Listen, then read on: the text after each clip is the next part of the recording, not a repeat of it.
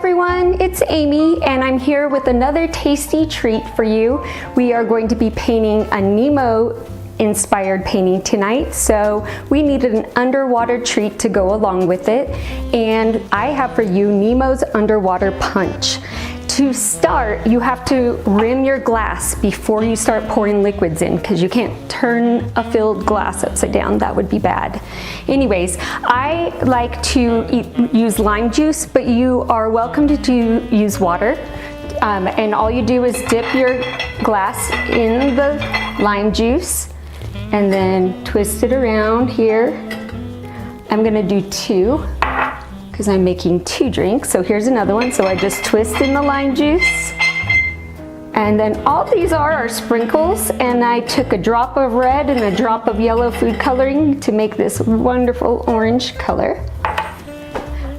Next up, I'm going to fill them with ice, and I'm a bit of an ice snob. If you know me well, you know my favorite ice is Sonic ice. So I recently found out you could buy Sonic ice by the bag, which is awesome. So I'm just filling these up about halfway. Now, this is somewhat of a layered drink. If you have ever tried to make a punch that was like 3 colors for 4th of July, which I've tried, so I hope that I am successful for you guys. So to begin, you take your darkest liquid and you pour it to about the halfway mark. So this is Powerade, and I'm going to pour it to about the halfway mark in both of these. And the great thing about Powerade is it's sugar-free, so if you wanted to, instead of using Sprite, you could use a sparkling water with like a flavor. That way there was 0 sugar in this drink, which would be awesome. So now I'm going to layer the Sprite, but I'm going to do so carefully. I'm going to just pour it in as a trickle, because I want it to kind of fill the top. I don't know if I'm going to be successful here. There we go, that's a little better. So I want it to be lighter on top, because you know the ocean. The ocean is lighter on top. It's not really working because the Powerade is, the darker your Powerade, the better of a line you will get. But ultimately, we all know it's the deeper in the ocean you go, the darker the water becomes. So it's supposed to be representation of that. So next up, I am going to take my rainbow sherbet. Now you can use lemon sorbet, you can use any flavor you want. This was all they had at Target today, so this is what I grabbed. And so I'm gonna scoop a nice round scoop of this. And I'm gonna drop it right on top. And another nice round scoop. And I'm gonna drop it right on top. And my favorite part is making things look pretty, you know that. There we go. So I got a few things to finalize this. So first of all, I've got an orange straw to represent the stripes on Nemo. I got my shark straw. Obviously, these are optional. You don't have to have them. I got these little sharks. They're jelly sharks. I'm gonna put one on each, the jelly shark there. And I took Swedish fish and white chocolate and made these little clownfish to represent Nemo. Okay, so once you've placed your clownfish, the last step is to garnish with a lime if you want to. You don't have to, just to make it look very tropical. I hope you enjoy our tasty treats with Amy, and I hope you enjoy the paint night with Mr. Chris, and always remember, fish are friends, not food.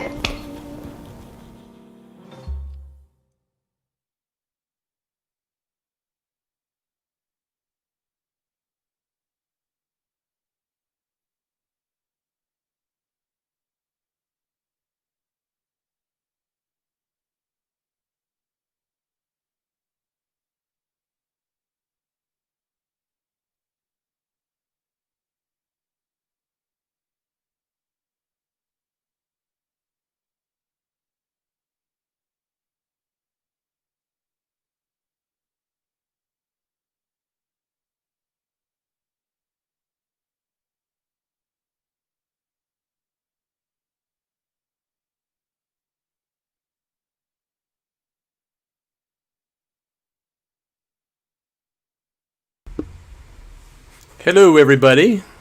How you doing this Friday evening? It is Friday, July 12th. And I don't know why I'm documenting the time because nobody really cares anymore, right? It's Friday. Everything's opening back up. The weather's really nice out right now. So what better way to celebrate, since some of us can't really make it to the beach, than to do an awesome Finding Nemo inspired paint night. Hi everyone. Bye everyone.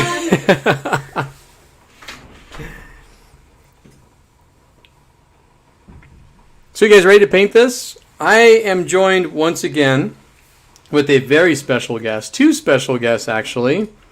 I have Miss Kaylee Morales, my student from Oak, former student, but now she's my graduate student. So I don't offer a degree, but you're still my student, right? Yeah, sure. Okay, she's like, yeah, whatever, dude. Kaylee's in my studio painting along with me tonight. And I have another special guest who dropped by. And before he does, I just want to give a quick shout out to the class of 2020. All high desert kiddos and everywhere, all you guys. So our son Joel just graduated. He did his drive-through graduation. You never thought we'd say anything like that, but it was really neat. He graduated from Excelsior High School. So yeah.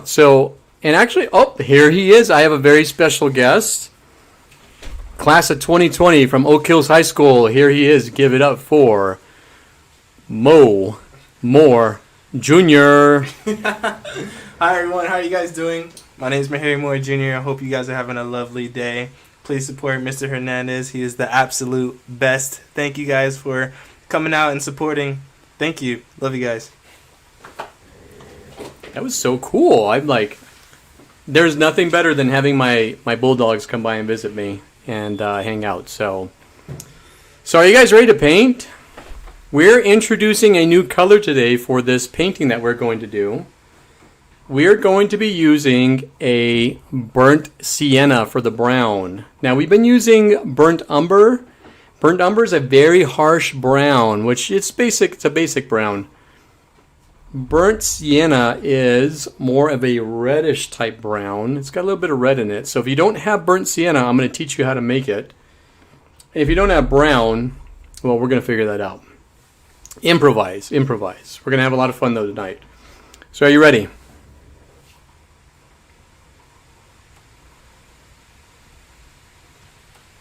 Let me just do this really quick.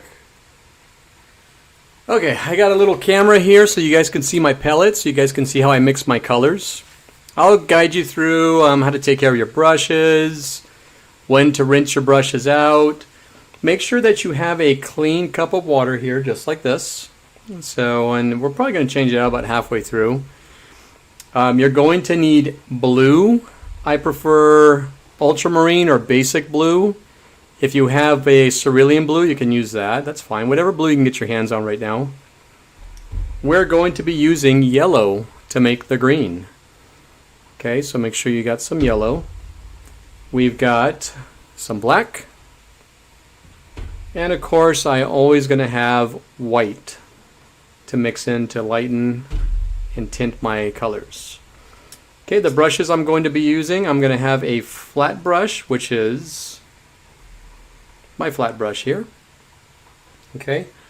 Once again, if you take care of your brushes, they should last a long time. This brush I've had for the last, year and a half or so. I've had brushes here. I've had brushes in my studio that I've had since I was in art school, 2006, 2007. This is a round brush here. Okay, this is I believe it's a size 8 or 9, so it doesn't matter. Well, you can use whatever round brush you can get your hands on. So we were quarantine painting, but as you guys know, everything's starting to open up little by little. We were just using whatever we had, and that's the best thing that you could do right now. So now that everything is open, Michael's is opening up, Hobby Lobby's open. You can order from Blix. Things are starting to open up little by little, but if you're still in need of these tools, these paints, you guys could always message us. I'll leave all the information later on, so you could you guys can reach out to us.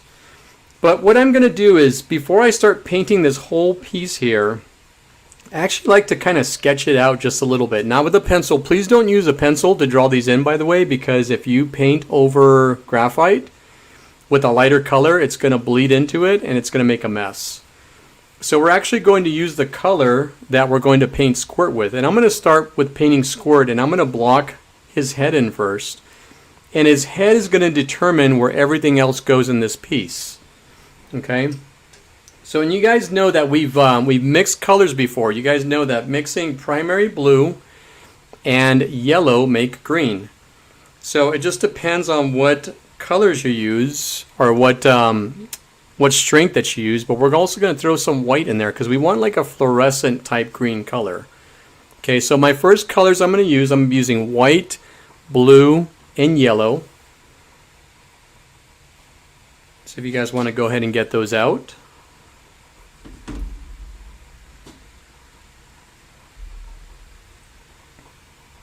Here's my palette right here.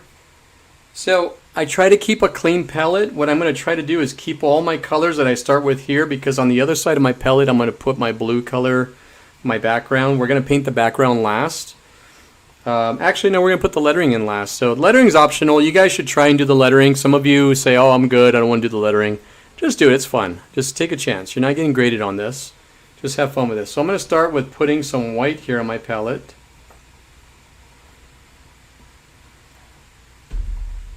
And I'm going to grab some blue.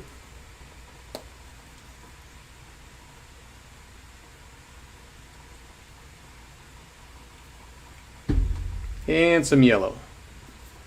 Now there's different yellows.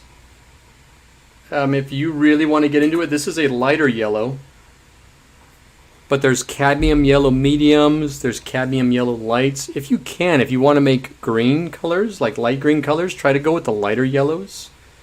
But I'm going to go ahead and start by getting some water on my brush here. I'm going to use my round brush because we're going to try to sketch this out a little bit.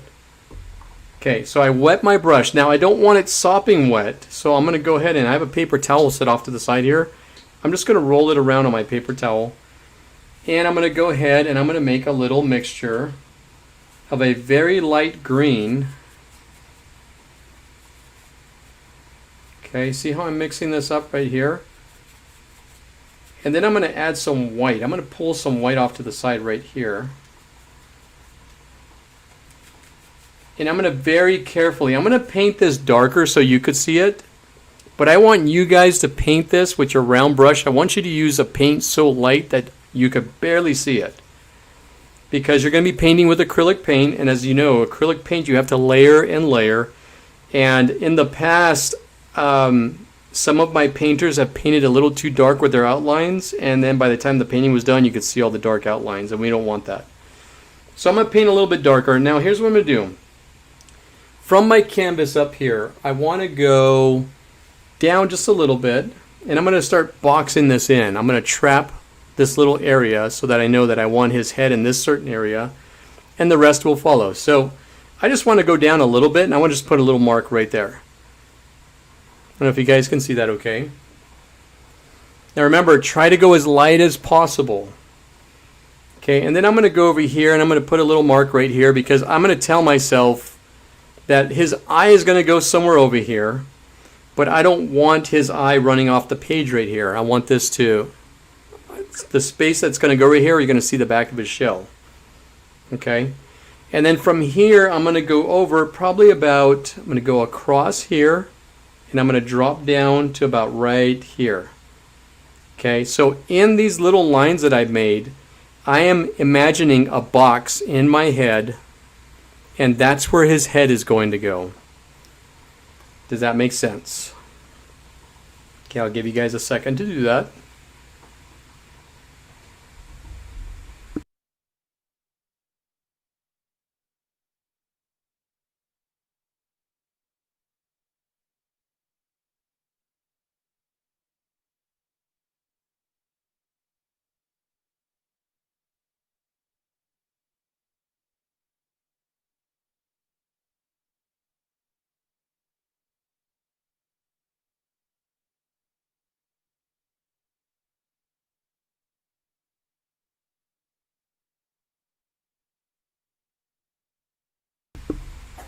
Okay, so here we go. Are you ready?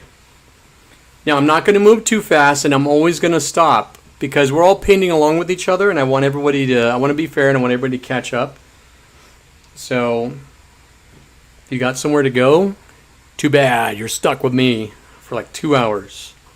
Is that a bad thing though? Come on now. Okay, so you guys could see my palette here. It's like a fluorescent green, and I'm actually going to go lighter when I paint Squirt. So I'm going to add more white to it, but right now I just want to get my basic shape in of Squirt before I worry about colors and before I worry about, oh no, I got to paint this and that. We're getting ahead of ourselves. Let's not do that yet. Okay? So the next thing I'm going to do, and if you're not happy with your green, that's okay, we're going to get there. Okay, we have time to adjust. Let's just get the basic shape in of Squirt.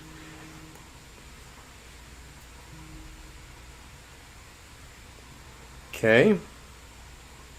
What I'm going to do is I'm going to start from here. I want to make an arch that goes from here, not all the way across, but just like that.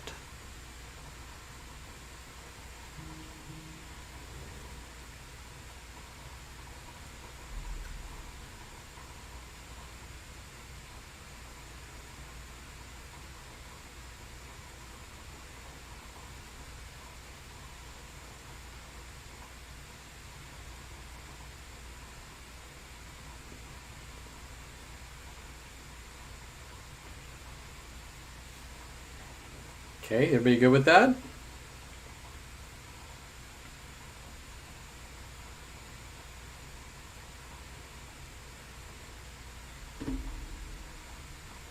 And I'm going to get the same brush that I was using, and I'm going to make another part of this. Now I'm going to go about halfway where my canvas is, and about halfway where the canvas is, I'm going to put a little line right here, but I basically want to match this curve, but not as small. This is going to be smaller. We're going to put some stuff here. But I'm going to make another arch, or smile almost, that goes right around the halfway mark of the canvas from here.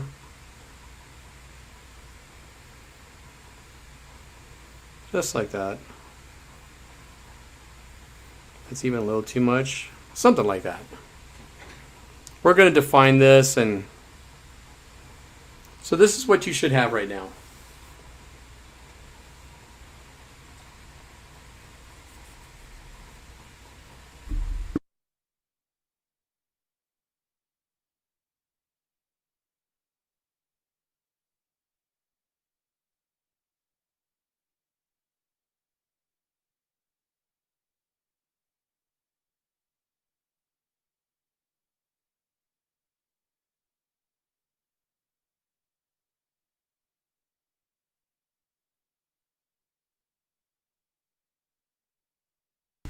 Okay, now here we go.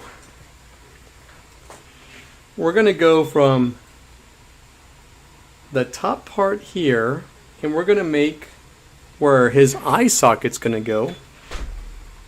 But don't go all the way over here. I'd say probably around right here. I'm going to put some little marks right here and right here. Do those marks first. And you'll see why in just a second.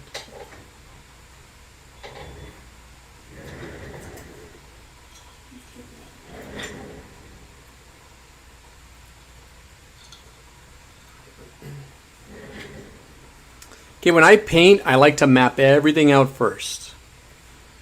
I'm not one of those painters that you see, well, I do it sometimes, but I'm not a plein air painter. I don't just sit and just paint right in front of everybody. I like to map everything out. I like to have all my ducks lined up in a row. Okay. So what I'm going to do now is I'm going to make his eye socket before we make his eyes, but we have his little head, his little noggin is going to be from here to right here, right in this area. We know that. Okay, so somewhere around here, I'm going to make another mark right here and right here, just like that.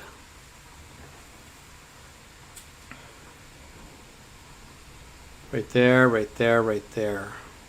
Okay, I want everything mapped out. I want the basic shapes in first before I even start to block in these colors. Okay, now what I just did too is I just dipped my brush a little bit in the water. It's a little warm today. I just dipped my brush in the water just a little bit.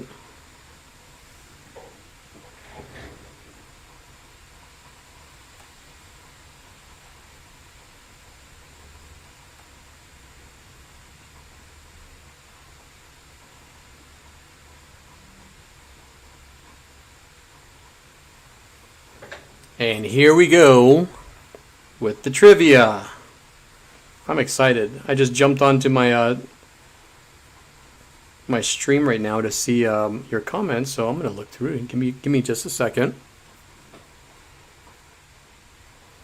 Hey, Christopher. Christopher is my friend from Georgia. He's an amazing artist.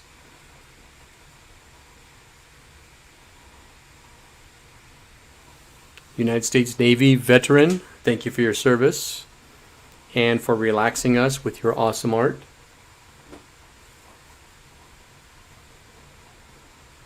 Spray cheese. Like Cheese Whiz?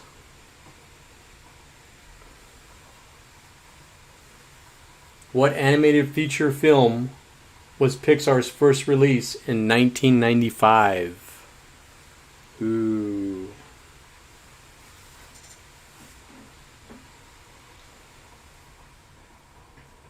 All right, here we go. So, what I'm going to do is, I don't really want to go too far in, but I'm going to curve this just a little bit right here. The inside lines that we made. And I want to match the other side pretty close to that. Just like that right there.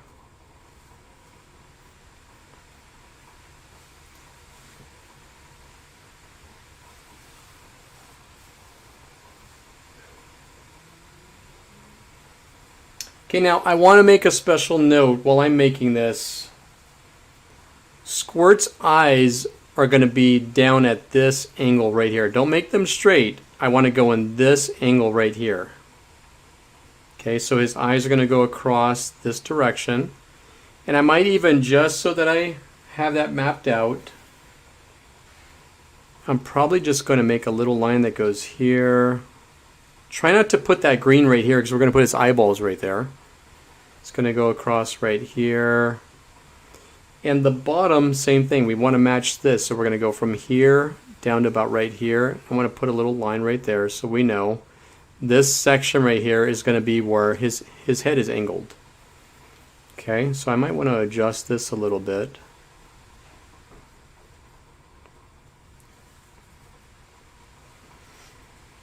Okay, now we're going to make his little brow ridge. It's from here we're going to go up just a little bit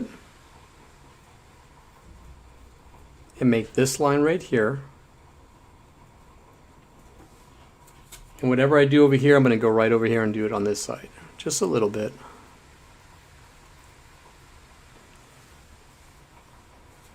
Some of you are looking at this saying, I don't know where this is going. I promise it's all going to come together. This is how we build up characters in animation school. When I was in animation school, we build these characters up using basic shapes, using proportions, different angles, okay?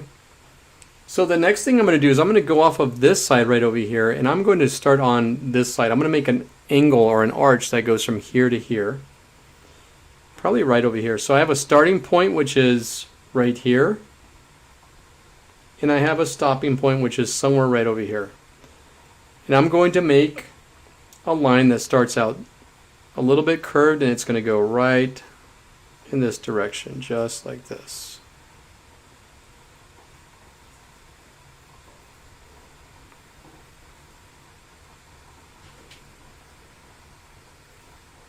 Okay, everybody go ahead and do this.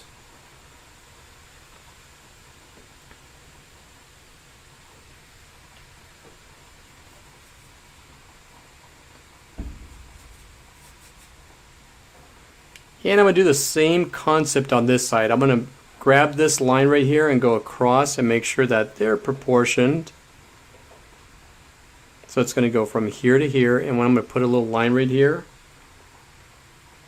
this is going to go here to here, just like that.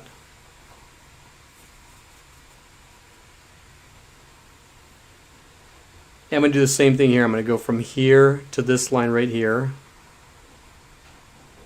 And I'm going to go ahead and make a starting point and a stopping point. It's going to start here. Just like that.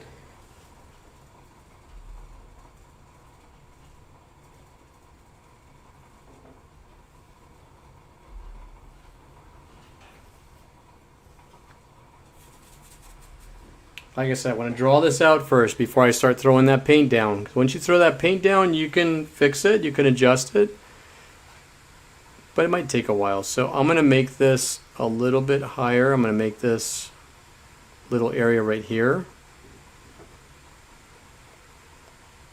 Okay, and I want his eyeballs to go right here. Remember, his shell's going to go here. I want his eyeballs to go in this direction right here. Okay. Here we go. I like this. When I start painting, I'm going to go a little bit lighter. But now I'm feeling a lot more confident in this piece because I know that I'm just going to be able to fill these in. I'm not going to play any guessing games. Everything's proportioned. My angles are correct.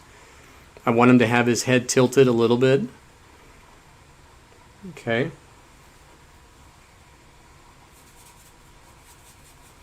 Now, if you're at this point, give me a thumbs up so that I know that you guys are ready to move forward.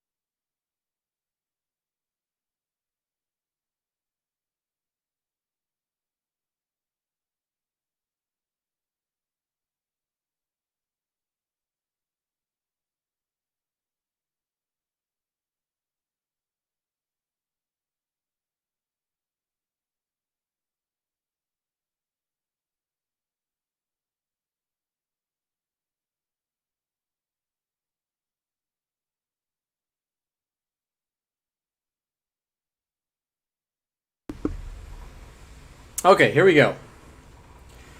Now that that's done, I'm going to go ahead and put his eyeballs in. Now, his eyeballs, remember, this little area right here, this is the angle that we want his eyeballs to be on. So I'm going to go ahead and go from here to about right here. Not too big. I made it a little too big. That's good, about right there. He looks like Kermit the Frog right now, I'm not going to lie. It's a little bit awkward, creepy, but we're going to change that. So you want these to be somewhat, let's see, let's go right here and right here. Yeah, ignore that right there. Ignore that man behind the curtain. Put some more water on my brush.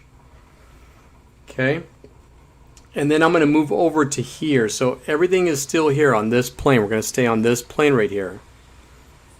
Now, whatever you do here, you got to match over on that side. We want it to be symmetrical.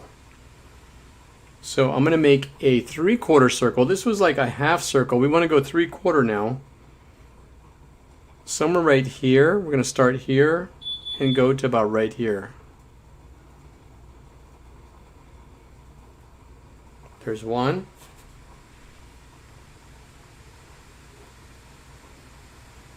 And whatever you do right here has to go on the other side. So I would grab the bottom, go across and put a mark right there.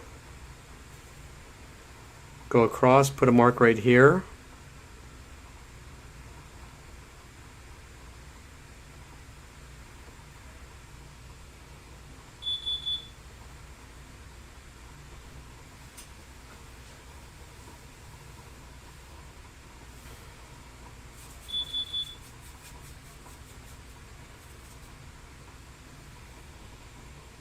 And once those are done, we're going to make his pupils that are going to go from here.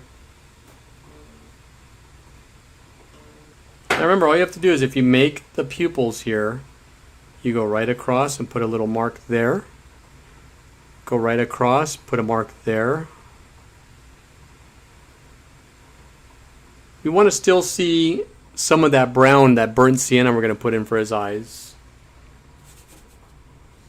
Now, I know this looks a little weird. He looks like he's making like a frown, but really we're going to put a smile face right there. There. Now that took away that distraction. And I get to fix this up when I put the blue in. So I'm not worried about that. But if you were to just start painting this in, you wouldn't be able to make these adjustments. It would take a while for you to do so. Okay, so everybody have this. I'm going to go ahead. I'm just putting this here. I'm going to paint over it anyways and make something. But when you get to this point, when you've got the pupils all lined up, remember, look at this. My pupils are lined up. The inner eye is lined up. And the eyeballs are lined up. I want them a little bit more round. Because Squirt has cute bubbly eyes. We want them to be a little bit bubblier. Okay.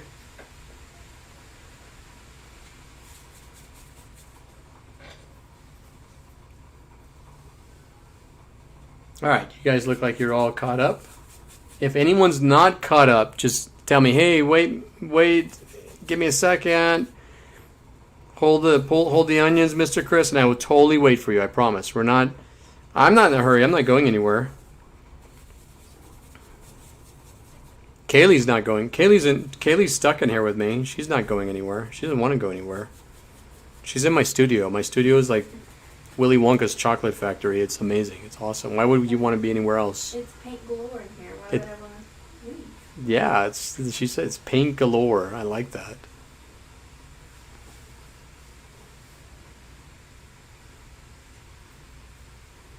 Mine kind of looks like a bug. Thank you, Christopher. Christopher said I'm a great teacher. I appreciate that. How you doing over there, Kaylee? Pretty good. It looks like a caterpillar. Well, mine looks like Kermit the Frog meets Bug's Life, but it's all going to change. This is where you get to kind of like have fun and laugh at yourself for a little bit. I'm not laughing at myself, though. I let Mrs. Hernandez do that for me. Just kidding. So when you get to this, give me a thumbs up. Let me know you guys are ready, and I'll move forward.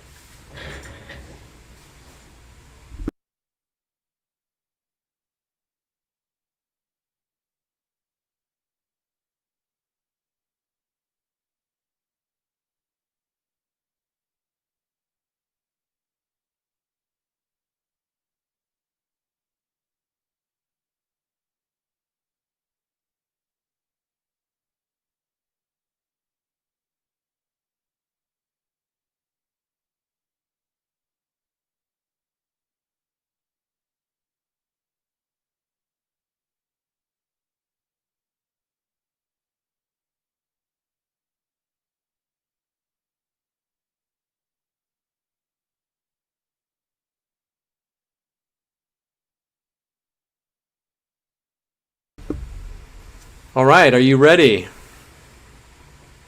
Getting all these thumbs up, that's rad. I'm taking the same amount of paint right here. Now, I'm painting darker so you guys can see it. I would normally paint so light. Here, watch this. This is how I normally paint. Watch this. Do you guys see what I painted right there? Okay, I didn't paint anything. I just wanted to see if I could trick you guys. Just kidding. Normally, if I do this, it's like 5 to 6 shades lighter. But I'm doing this so that you can see it. It's just for your viewing purposes. Now, something Kaylee and I were just talking about right now is you could always make these adjustments afterwards. But there's no guidelines. You just don't start painting. And that's not fun. I mean, we don't want to play guessing games. We want everything. We want confidence. You want to build confidence. And the only way to do that is to know, hey, this is where I'm putting this color down. I don't want anyone to paint like afraid, like, oh, I don't know if that's right. I'm looking at this. This is all lined up. This is ready to go. I'm confident that when I lay that paint down, it's going to look really nice. Okay. I'm going to mix up some more of this paint.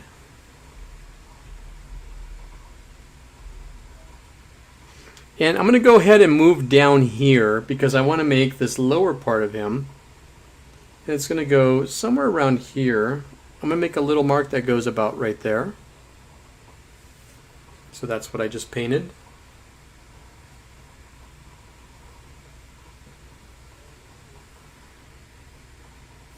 And now I'm going to paint where his shell is going to go. So his shell is going to go from here to where I run it off the canvas right there.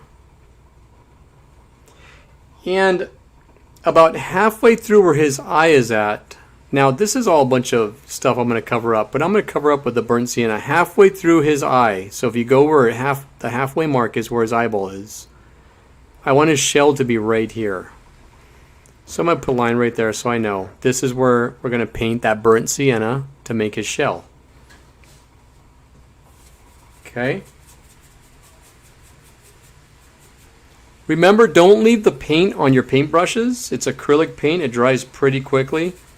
It's kind of warm in my studio right now. I don't like it like that. Normally, if I'm in here painting, it's about 65 degrees, especially with acrylic paint. Because I want it nice and cold. I don't want my paints to dry. But if I have the air on, you guys won't hear me. My friend Nikki said it sounds like a giant microwave in here, so I'm turning it off for now. Taking one for the team, you guys.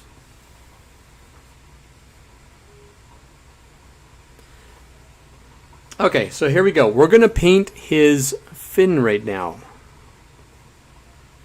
And that's going to come out in this direction here, and it's going to work its way down. So we're going to come out right here at this angle right here.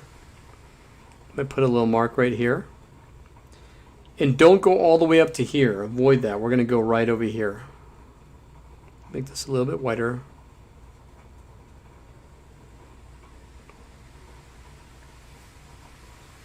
His fin is going to come out. Remember, avoid this. We don't want this coming out of his throat.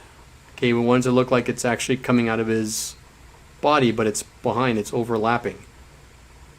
Okay, so there's where his neck is at.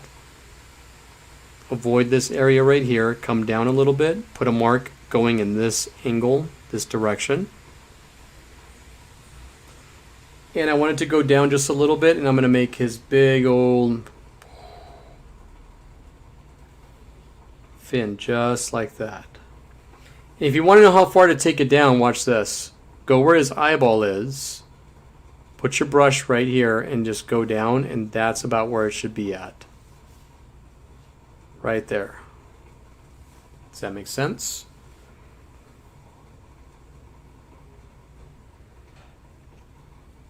And then same thing on this side. You're going to go over to the edge of his eye, and right around here is where it's going to end.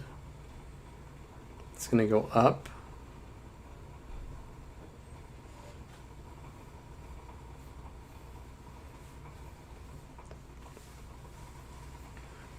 Remember, right where the eyeball is, take your brush, go down. You don't want his fin to come way out here. We want to trap it in this little section right here. So his fin's going to come out to about right here.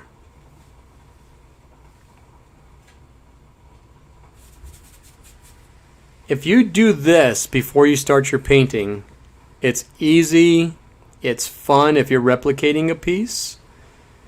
All you do is start finding little angles. Okay, here's where his eyes are at, here's where his fin is going to go. These are called reference points. That's what we call them, reference points.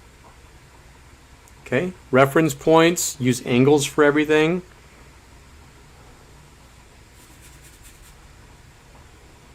We can reshape this here in a second. It's actually going to look like, we don't want any straight lines to this fin. It's going to be a little bit wavy.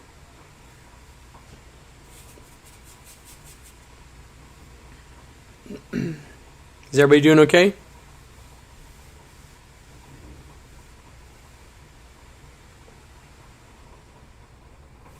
Thank you, Christopher. I appreciate you dropping by. Christopher's an awesome painter. I love his pieces. He does some beautiful landscapes. And I would love to hang out with him one day. He's over on the East Coast in Georgia. One day, Christopher. One day we'll hang out. Heck, I'll fly you out. I don't know. Come and hang out. And that's the great thing about the web. Brings all these, all of us, our friends, my students, we get to talk to, even though they're out of state or family. Good luck on your commission.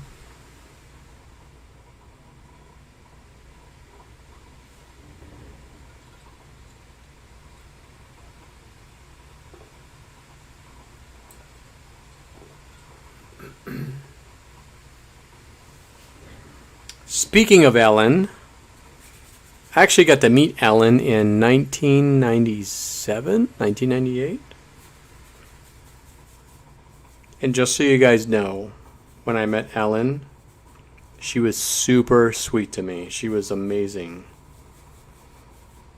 Very, very nice gal.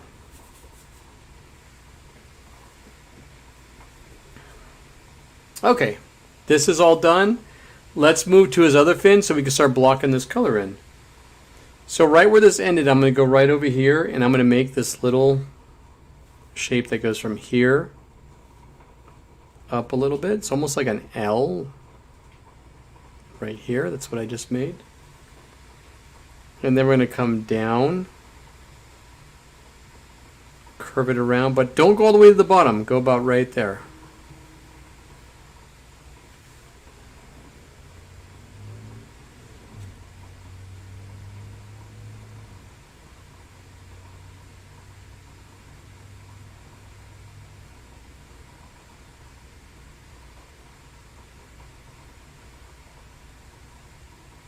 Now I like where this is at. I like everything. I'm looking at it right now. Do yourself a favor too, you guys. I'm going to give it to you real, and I'm going to help you guys out with real life art education. Every so often, step up away from your seat and look at it. When you're staring at a painting that's 2 to 3 feet in front of you, after about an hour or so, you just kind of get into a trance. You get locked into it. But really, if you want to fix any errors in your painting, take about 4 or 5 steps back. And if there's anything that bugs you or that needs to be adjusted or fixed, it'll scream at you. Hey, look at me. Something's wrong. Fix this. I promise you guys. I learned that in art school. I'm going to teach you guys some of the things I learned in art school as well. Every so often, get up and take about 5 or 6 steps back and just look at your piece. Because honestly, that's anyone who views these pieces, that's what they're going to be doing. They're going to be looking at them from a few feet away. Okay? So I'm pretty happy with this. I want to go ahead and start putting color in. Are you guys ready for color? If you're ready to start blocking this in with color and you guys are here, give me a thumbs up. Let me know. I'm going to rinse my brush out right now.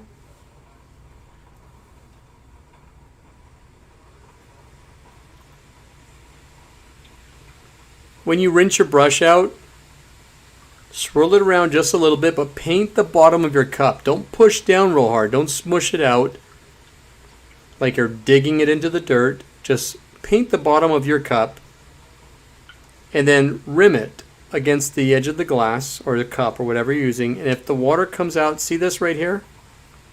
I want that out of there. So I'm going to keep rinsing it around. Okay, now that's not really coming out, so the next thing I'm going to do is I'm just going to grab my paper towel, and I'm going to rub it up against my paper towel, and it's all going to come out. It's not a big deal. What you don't want is a color that's going to contaminate the next color you're going to put in that's trapped in there. If I were to use red in there, that's going to not make me happy. If I'm going to use white and there's that inside there, my white, my pure white's going to turn lime green, and I don't want that.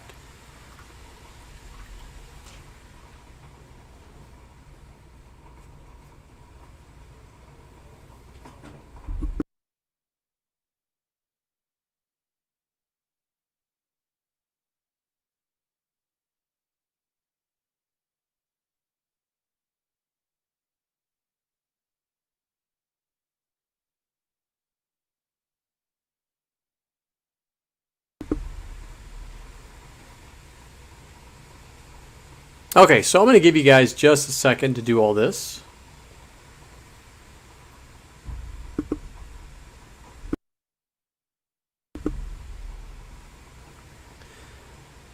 Everything's good. I took a step back.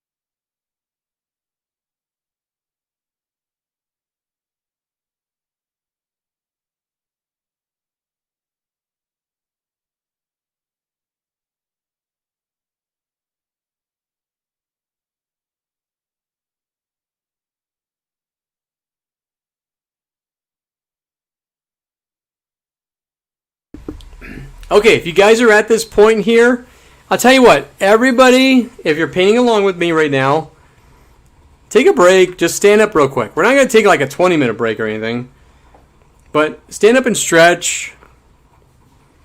Restroom break, drink break. Kaylee's stretching right now.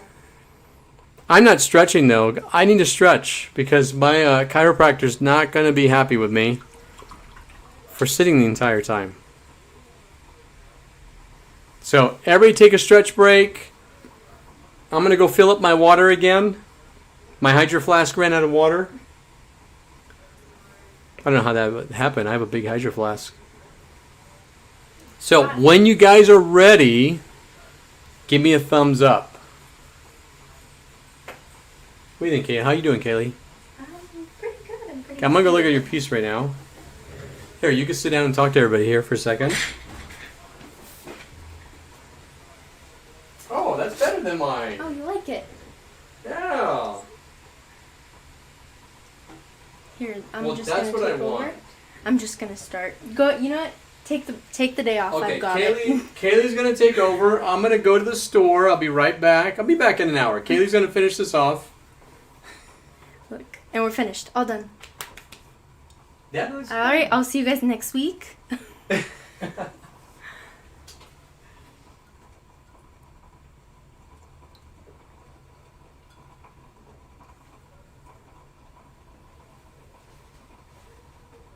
Everybody doing okay? Hey, you're getting tons of thumbs up. They like you. Better like me.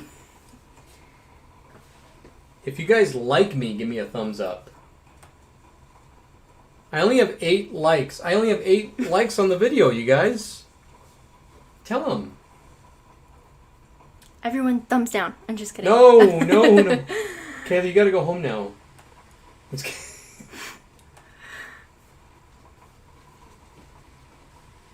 Well, at least you know that one of those thumbs are me. That's so I could save it and There go we back. go. Look at that. Look at it. Oh, it worked. There we go. Wow. Now someone go buy me a car. That's good. I like yours too. Yeah, it's nice to look away from it. Yeah, I Because like usually that. when I come back, that's when I start to like it. Yeah. Well, I'm looking at it and I'm standing about 4 feet away and it looks good. And I'm looking at mine. Mine's a little big, but it's okay. I'm gonna have more of a picture than the background, which is totally fine. Yeah, I'm really excited for this one. I Okay. haven't done a drawing, like, any characters in a really long time. Yeah, this is a fun piece. It's cute. It's cute. It's a Pixar piece. It's Squirt. And he's just so cute. Trivia number 3. Here, you can read that. The movie WALL-E features a robot of the same name. What is his job? You know, I'm not sure the answer to that one, but April said to clean up trash.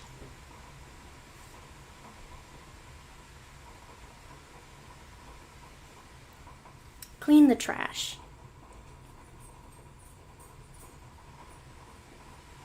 I haven't seen Wally in a really long time. Oh, hi. I brought my dogs. I know. They're No. funny. Oh, Clara has been barking so much she's losing her voice. Do you hear it? She's all gruffy. I don't know what she normally sounds like. She normally is Super high high pitched. Yeah. That was her communicating with us to let her in. Oh. I actually, the first time, let me tell you, I had a hard time watching Finding Nemo. The minute his mom was killed, Oh. I shut it off and started crying and said, I'm not watching this film. Yeah. And everyone was like, it gets better, it gets better.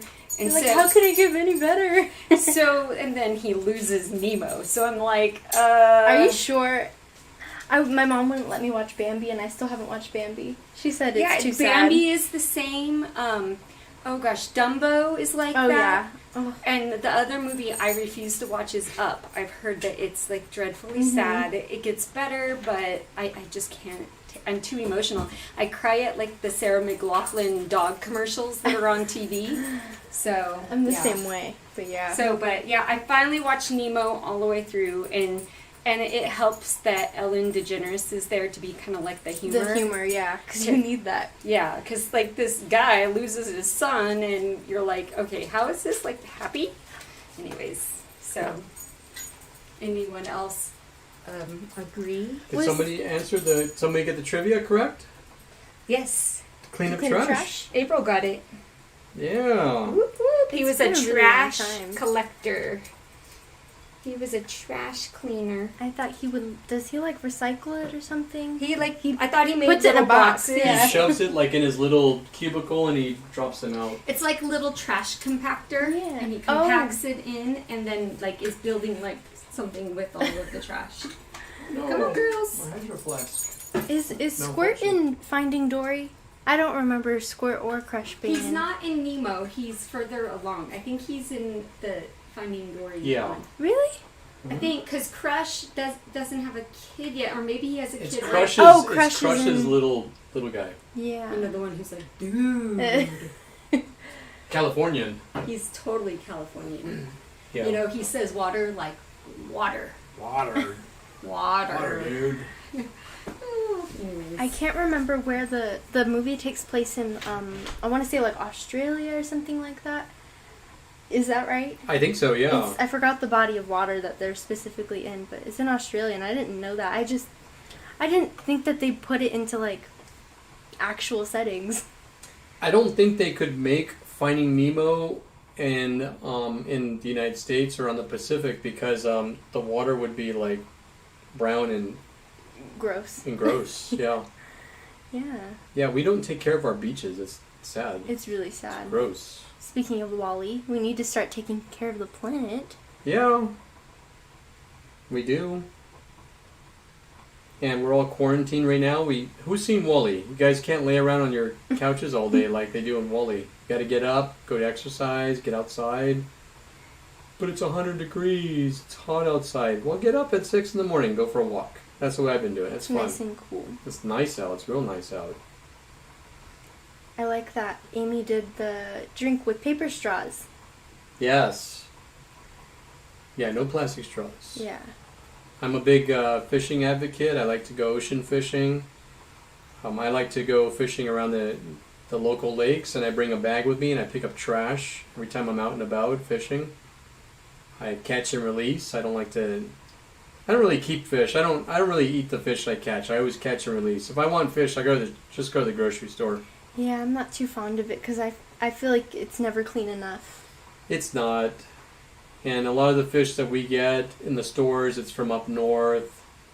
It's a lot cleaner up there. But I'm a catch and release guy, and I always just take bags in my backpack and I pick up trash if I'm out fishing. And I wish more people did that. It really stinks. But if you're It's really gonna eat sad. seafood, you should probably get it from the Bay Area. San Francisco, that's where Kaylee is. Some really That's good where, seafood. Yeah. Fisherman's Wharf. Pier, what is it? Pier 39? Pier 39, yes. Yeah. That's my mom's favorite place because the sea otters or the sea lions are there. Yeah. And so every single time she's like, I have to go visit them. And I'm like, they're not in season so right cool. now. But even if you see like one or two, because everyone's like, oh, there's so many. And then we go out there and there's like a couple sometimes. Really? And I'm like, you know what? It's cool just to see them though. It's still cool. No, yeah. one time we went and there was tons and tons of them and they were fighting. And I could sit there forever and watch them. It was so funny. Because they like to push each other off of the... Yeah, that's funny. I thought that was a joke, and they have it in Finding Dory where they're pushing They each other off. They actually push each other off? Yeah, but I didn't think that they actually did that, but they do. That's awesome. How fun. I want to go up to San Francisco again. We loved it up there.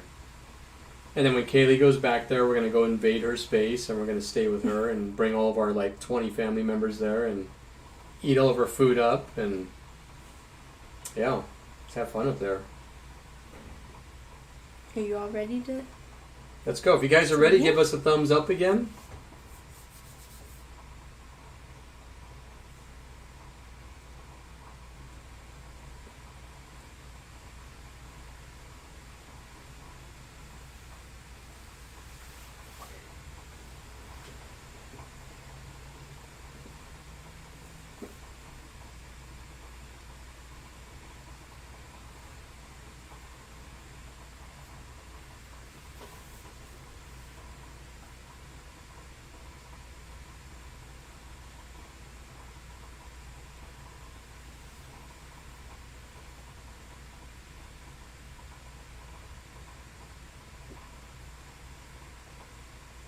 All right, you guys all back? There we go. There we go. The throne is yours. Thank you. All right, so my brush is rinsed out. I'm going to go ahead and start dropping this color in. The last thing we're going to do is we're going to drop in some of that blue just to cover everything up. Now remember, it's a cool background, but it's also going to cover up a lot of stuff that we don't want to see anymore. Okay, so we got this all filled in. What I'm going to do first, my brush is cleaned out real good. I think I want to paint his eyes in first. Let's do that first. Okay, rinse your brushes out really, really good. I mean, there should be no... It should be a light greenish water coming out, and it's not going to affect your paint, I promise. But I'm going to go ahead and switch over here.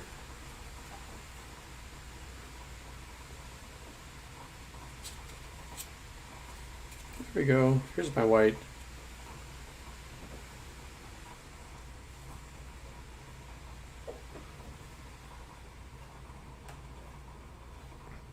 Now, if your white has been sitting on the palette this entire time, if you kind of poke it through, see, this is still good. If it starts to get a little bit thick, just grab a little bit of water, just a drop of it, and mix that into your palette. Okay, so I want some white. I might add a tiny bit of blue. Don't add a lot. Like, look what I do here. Watch this. Barely touched it. And I want to pull aside a little bit right here. You could barely tell. I just don't want it pure white. I'm going to add a little bit of blue in there. That's what I got right there. And I'm going to go ahead and I'm going to start putting this blue in because we're going to want to layer this.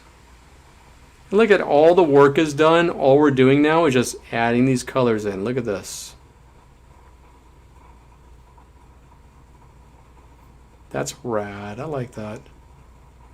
Okay, I could see a little bit of the green right there. I'm going to leave that. I'm going to let it dry. Now with acrylic paint, it has to be layered. So don't keep painting and painting over the painting. Okay, put some color on it. Leave it alone. Move on. Move it to the other side.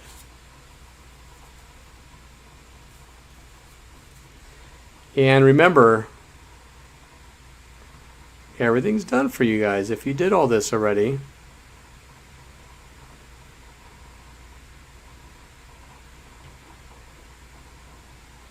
And once it's on there, leave it alone. Now, the space here should match the space over there. If it doesn't, make your adjustments now before you get too deep into it. I like that. That's totally fine. But the hint of blue really does a good difference. I like that. Yeah, Kaylee just said that just adding that little bit of blue makes a big difference. It really does. You don't want to just throw pure white in there. If you're ever painting anything, if it calls for pure white, I understand. But try to add, like if you're doing like a night sky and it calls for some white, throw a little bit of red in there. But with this, it's like, look, I just put a little bit of blue. And my painting is drying really fast, so I'm going to go back over here and I'm going to add some more white in there. And I want to get rid of that green. And he's got ocean eyes. He does. He's underwater. He shouldn't have pure white eyes.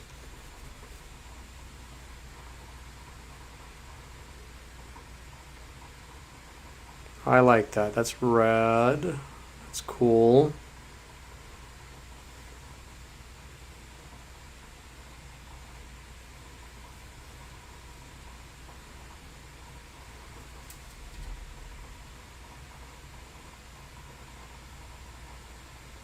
So not pure white. Okay, now watch this. This is drying up. I'm going to make the same concoction again. I want to get rid of this green. I still see a little bit of green in there. You're going to want this to dry up real good, but now watch this. While it's still wet, I'm going to grab a little bit of blue. And I'm going to grab the corner of this eye and I'm going to put a little bit of blue just like this. Watch this.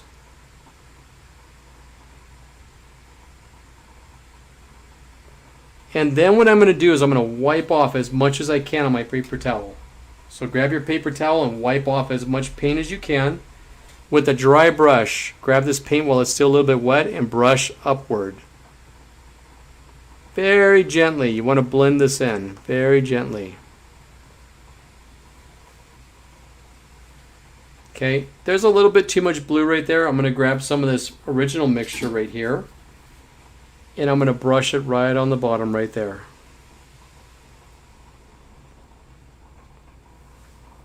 That's cool looking. I like that.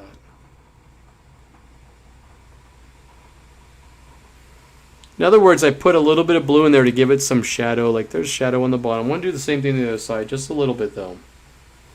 Grab a little bit, tiny bit of blue. Right on the bottom right there.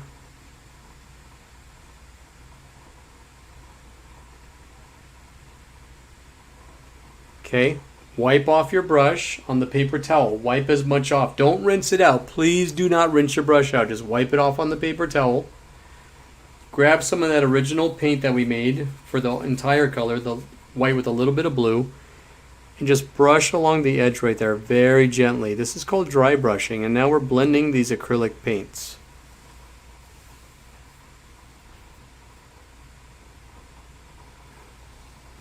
Mariana, you're so welcome. You're much more than welcome. It's our honor, it's our pleasure. We love doing this for you guys. I just rinsed my brush out right now, by the way.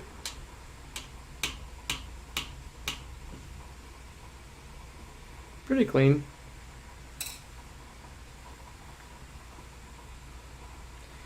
I might want to add a little bit more blue up here.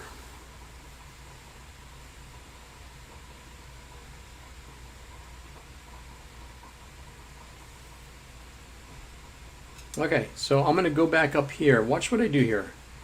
I'm going to grab some of this white paint that I made. Now, this is a Bob Ross technique. Everyone says, how do I blend like Bob Ross? How does he do that? He uses a technique, an old Italian style technique called alla prima, otherwise known as wet on wet. And that's how he blends so nice. So we're going to do the same thing but with acrylic, okay? Can you guys say that? Alla prima. P-R-I-M-A. Alla prima. Okay, it's a wet on wet technique. So we're going to get some acrylic paint here. And we're going to, this is all dried up, so I'm going to go over this very carefully. And while it's wet, you got to do this fast. While it's still wet, you got like 10 seconds to do this. You're going to grab some dark blue, just a little bit of dark blue. You're going to add a little bit in here.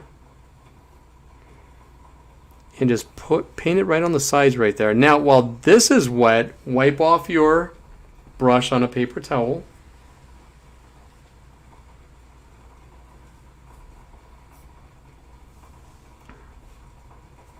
And grab that same original concoction that we made for the eye and go over it very carefully. This is how you blend with acrylics. Okay, now I have dark up at the top and the bottom only. Dark at the bottom. Okay? Did everybody get that? If you did, type a la prima right now. Let me see if you guys got it. A la prima. A L A P R I M A. A la prima. And I'm going to go ahead and rinse my brush out.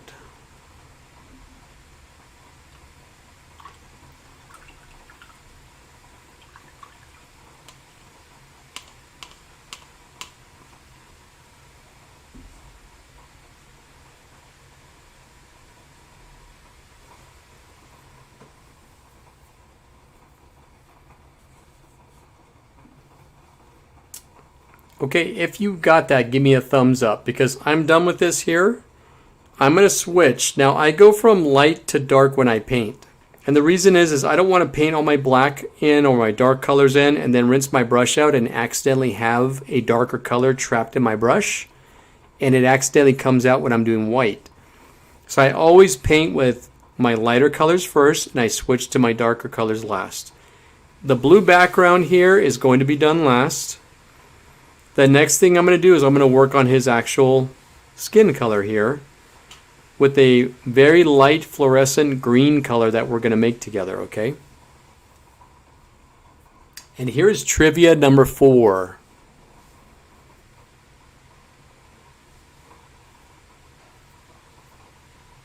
What Pixar character says, no matter how many times you save the world, it always manages to get back in jeopardy again? What? No matter how many times you save the world, it always manages to get back in jeopardy again. That is a true statement, by the way.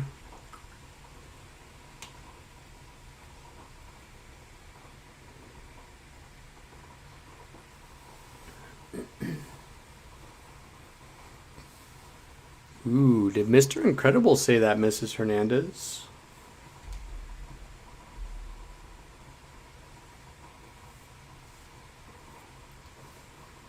Okay, let's begin. If you guys are good, please give me a thumbs up if you're good with the eyes right here. These are completely dry, by the way. If you need at any point to see if it's dry so you can continue painting, please don't just stick your finger on it to test it. Please don't do that. Super unprofessional. It'll ruin your piece and put a fingerprint on it. Use the back of your finger instead and gently graze over it.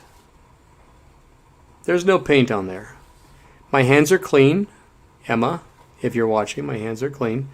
I have a little bit of a green streak right there. I'm not too worried about that. I might even leave that. It doesn't bother me that much. But this is completely dry. If I wanted to redo this, there's no paint on my finger. I'm ready for the next step. I'm going to go ahead and switch to my flat brush because I want to block these colors in. This is a big area I need to block in. I can't do that with the little round brush. It'll take me forever.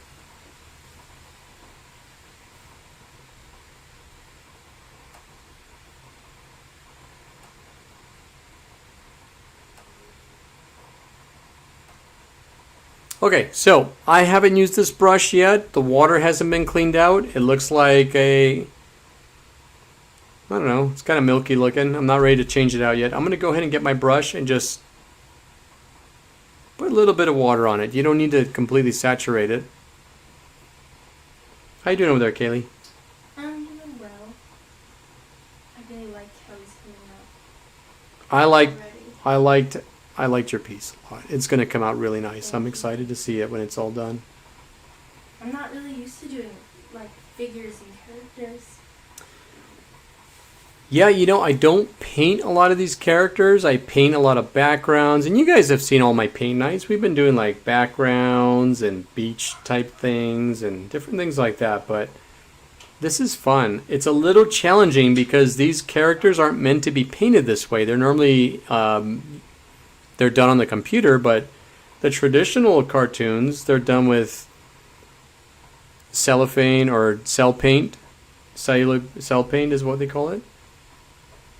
And ink, or vinyl, cell vinyl, that's what it is. So here we go. I got my brush a little bit saturated, not completely sopping wet. I'm going to make a very, very light concoction here of yellow, and I'm going to pull off some yellow off to the side right over here because I don't want to contaminate my entire palette. And I'm going to get a big chunk of this white right here because it's going to be very light. It's going to look like butter at first, and then if we want that green color, I want a tiny bit of blue. So grab the corner of your brush and just barely put it in that blue right there.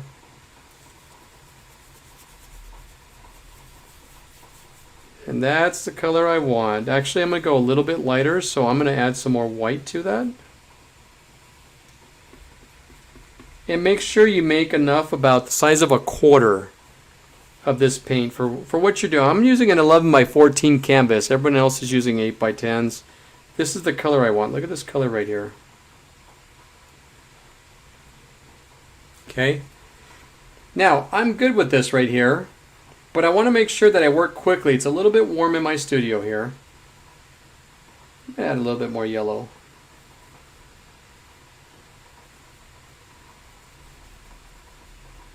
Yeah, I like that. I'm good with that. Now, I'm going to go ahead and paint using directional painting. So I'm going to grab my brush and I'm going to go this way very carefully. Now remember, we are using yellow. Yellow, I'm not a huge fan of it. It's a very thin and transparent. But I'm going to paint these sections in first right here, just like this. It's going to take a while for me to cover all this up because I was just showing you guys the example of all this. But I'm going to start filling this in using directional painting. You see that right there? That's going to be a lot of fun filling that in and layering it. Okay, now I got a layer of paint on. I have to let this dry. And it's pretty warm in here, so it's going to dry pretty quick. So the next thing I'm going to do is I'm going to grab that same paint and I'm going to work my way down here and start layering that. Just fill everything in. Now all we're doing is just filling in. It's like the paint by number stuff that we did.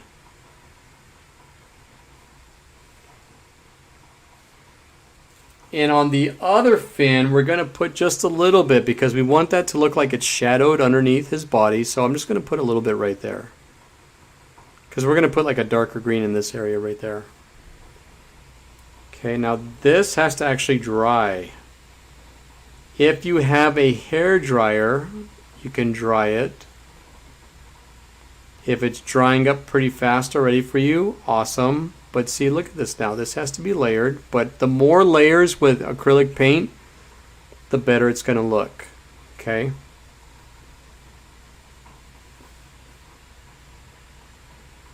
So there's where I'm at. I'm going to give you everybody just a few minutes to do that. Now remember, when you're painting all this, just have fun. This is relaxing. Just paint it. This is not a race. It's not to see who can finish it first or whose is better. If you have family members you're painting with, just have fun. Everybody just chill out, have fun, relax. I will tell you though that the next painting that we do, Kaylee's gonna be here, Mrs. Hernandez is gonna be painting. We're actually going to switch our paintings at a certain point, and that's gonna be fun. That was kind of Kaylee's idea. I like that. Oh, I'm so excited. That's gonna be fun. So like, I'll get her painting, and Mrs. Hernandez will get mine, and she'll get Mrs. Hernandez's painting. And I think that's fun. I think that'd be really cool. So, and then you know what? That's fun because it's a memory. It's like, hey, this was a group collaboration with my friends. This was a cool memory that we made. This was really neat. So this is still wet. It's dry up here, so I'm going to add some more paint.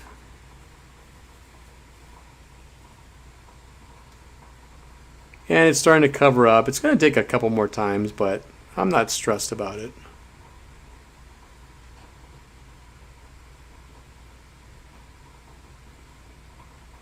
But remember, try to layer it, and don't rush this. The more layers, the better. I'm going to go down here and paint this.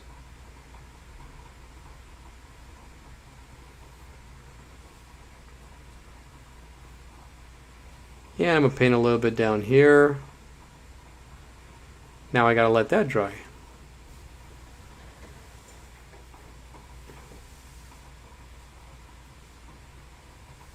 Thank you, Mariana. How's Emma doing, by the way? Emma, you doing good? Jeanette's good. Who else is painting with me?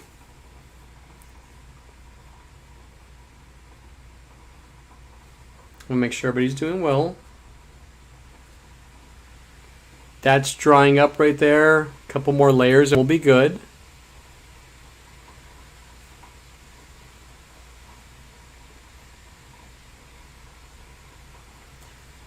The most important thing too is to remember this recipe that you made for this paint.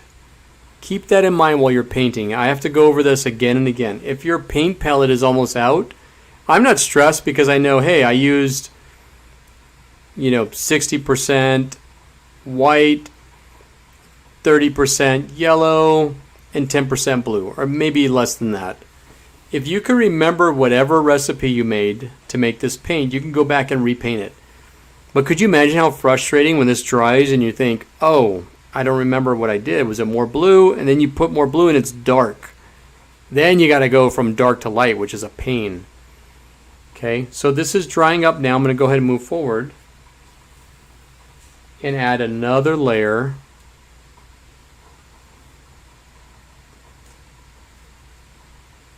Just like that.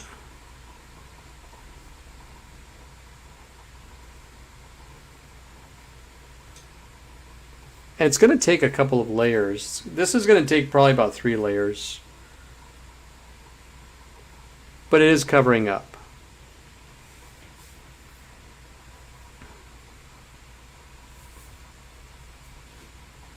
And I'm going to go down here.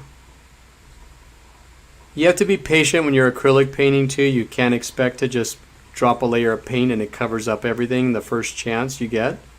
That's not how acrylic paint works. Acrylic paint is very transparent and there's some opaque paint, but it's still a little transparent.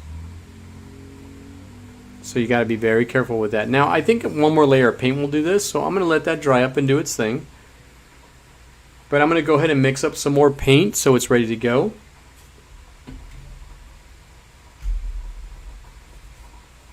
Grab a little bit of water. It's drying up. I'm going to grab some yellow. Put it right over here. Don't ever mix the yellow in your little batch right here. Just pull it off to the side. So because I don't need that much more yellow, I'm going to go ahead and mix this up right here. I'm going to grab the rest of my white. Mix that in. Remember to keep a little area off to the side like this so that you can match it. Just in case you mix it up right here. You don't want to mix this all up and then say, oh, what was the color of my original color? If you do that, you'll be able to match it up. Okay, I'm going to add a little bit of blue.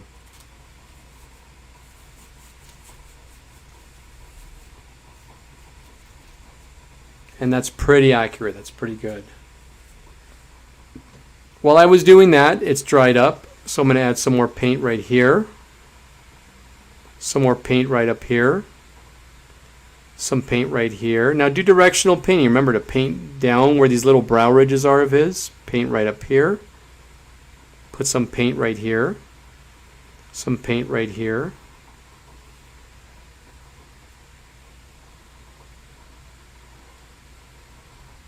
Paint down here. Paint right along this edge right here to get rid of that green line.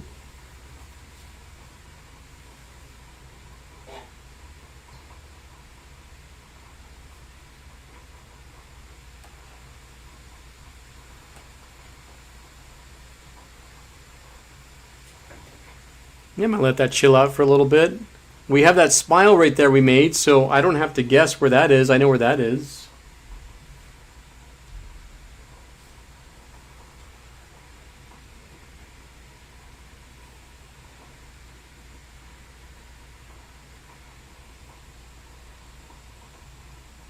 So we want to get that light color on first.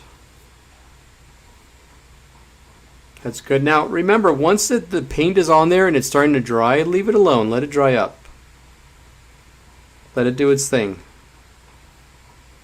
If you see a dark line, don't be tempted to just keep gooping paint over it. It doesn't really work. Let it dry up and then put more paint on it.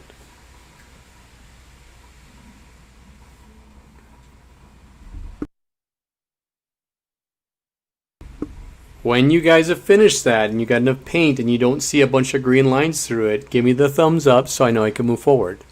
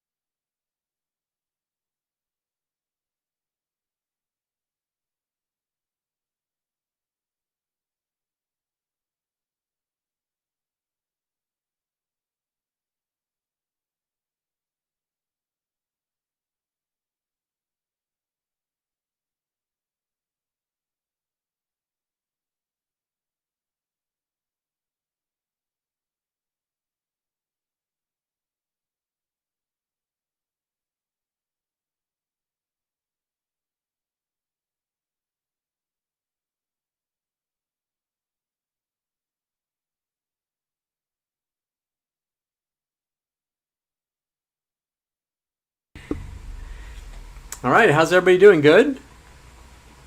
Okay, so I'm going to add probably another layer. So I need more white though. I ran out of white. Grab a little bit more white. I'm not putting it directly in there. I'm going to put it off to the side just in case I need it for something else. I don't want to contaminate it with another color. And I'm going to go ahead and grab this yellow again. Mix it up right over here. There's already a little bit of blue that was in there by accident, so I'm just going to leave that. I'm going to run with this. I'm going to grab some white, mix this up right here.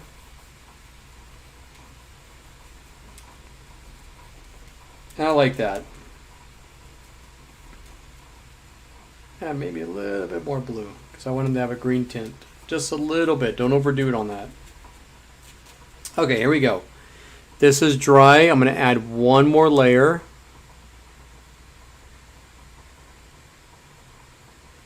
There we go. Everything's covered up now. Right over here.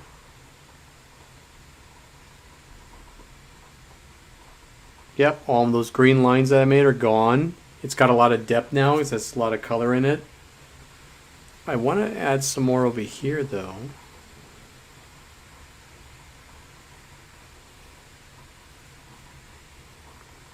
And right over here. Yeah, I'm good with that. Go down to the bottom here. I'm going to add some more to cover up that green line that I made. And lastly, right over here.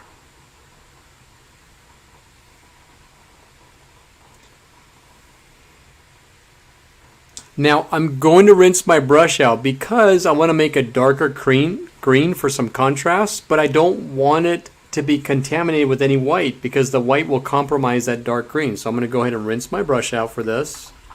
Even though it's just a green, but it's like a darker shade. We still want all that white out of the brush. Still got some yellow right there. See that? I want that out of there.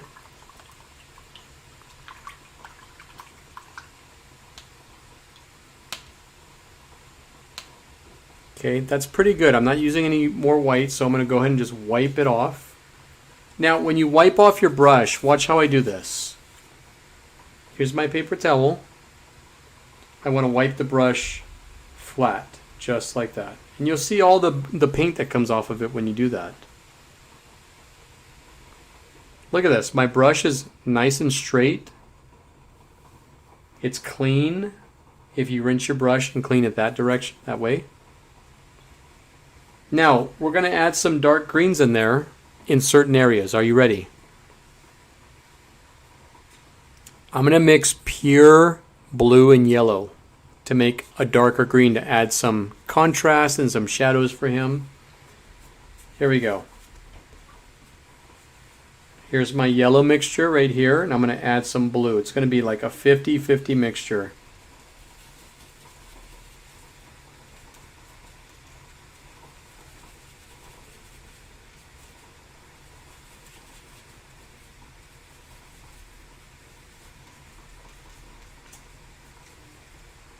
Here's where I'm at.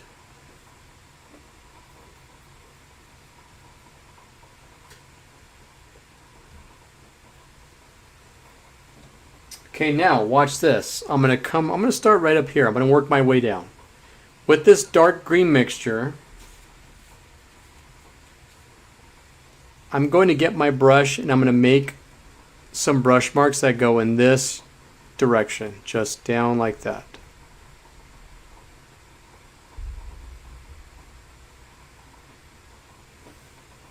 Okay, I didn't brush anything, I just used the tip of the brush to go down, just like that.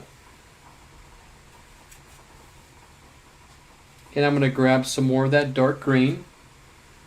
And I'm going to go onto this side, and I'm going to do that right where the eyeball is.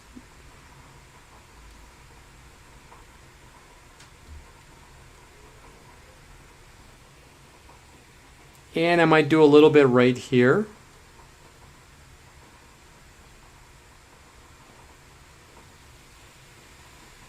And a little bit right over here. So we can really define this brow ridge. This is called a brow ridge. Right above your eyes, your eyebrows, that's called a brow ridge. So these are things you guys are going to hear me say often.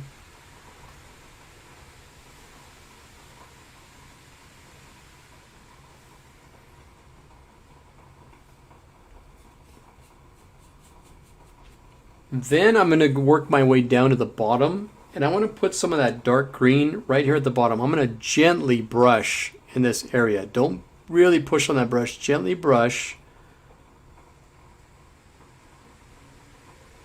Gently brush. Barely push on that brush. And brush on the bottom with more weight leaning towards this part of the brush. So barely touch that on the canvas. Push down a little bit on this side. And you'll get this really cool dry brush effect, just like that. And you could barely brush up in these corners right here. And feather, we call it feathering. Feather up this paint just a little bit right there.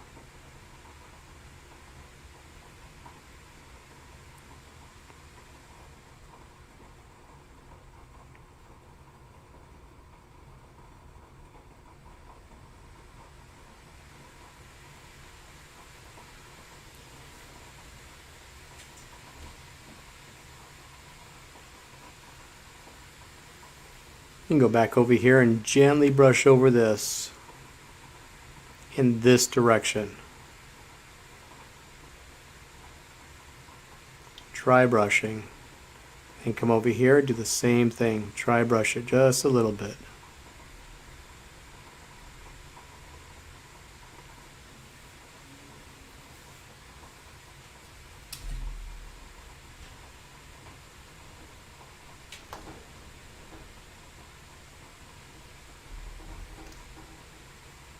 Okay, I'm going to dip my brush in the water just a little bit. I'm going to make that darker green again. yellow and blue.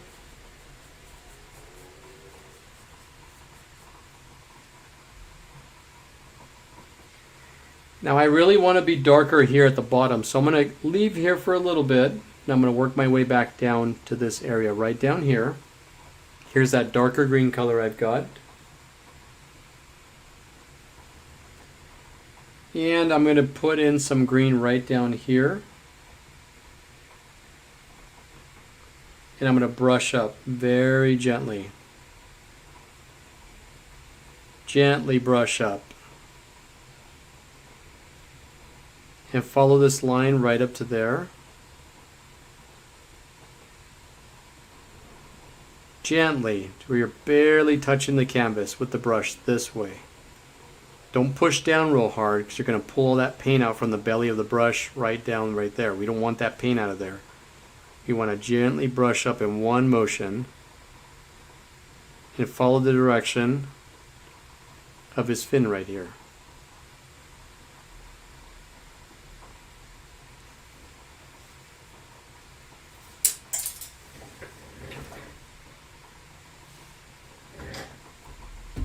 Here's where I'm at right here.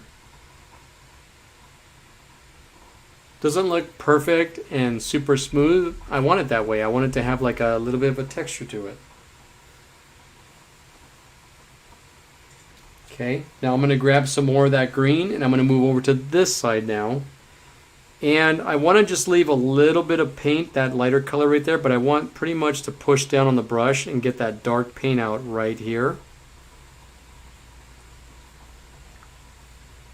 And then I want these two edges right here. I don't want these two edges to be a major extreme, so I want to actually do the same thing. So now I got these edges. Now I'm going to gently go half and half. One half here, one half over there. And I'm going to gently brush up.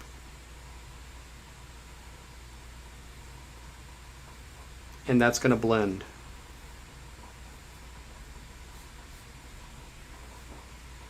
Okay, so when you get two extremes together, you get a very, very light and a very, very dark right in the middle. You want to just gently push the brush right over the middle of them, just like this. One side on that side, one side on the other, and gently brush up to blend that in. Might take about 6 or 7 times of gently brushing up, but look how nice that's blended in now. Okay, with that same paint on here, we haven't rinsed anything out. You can go back up here and do that and gently brush up. This is called dry brushing. Come right over here, do a little bit of dry brushing right there, right there. Don't dry brush too much green over this because we want these eyebrow ridges to pop out. So now look at, I created a sense of depth. This looks like it's down and this looks like it's protruding out because I created an illusion.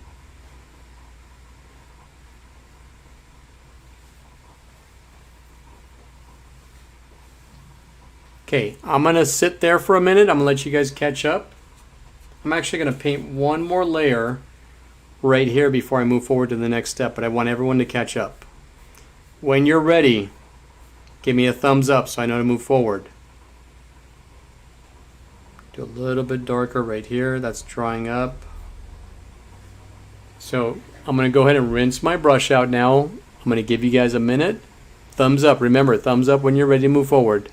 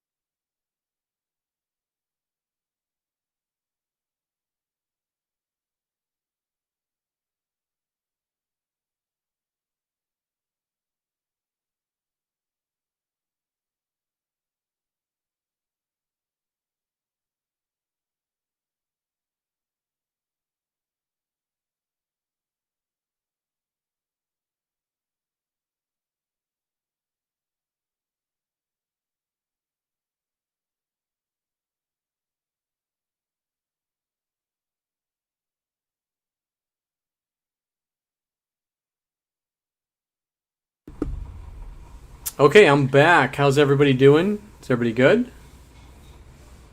Now, before we are done with the green, I already rinsed my brush out. I want to make these really cool little spots where his fin is at.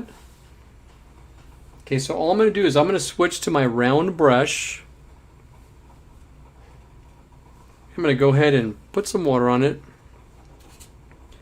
I'm going to make that dark green color again with the yellow and the blue.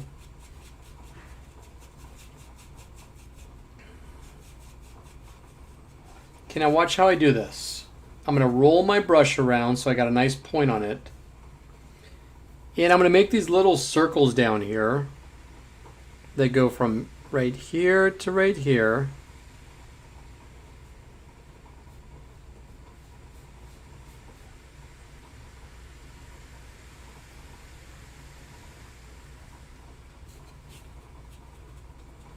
Get some darker color in here. There we go.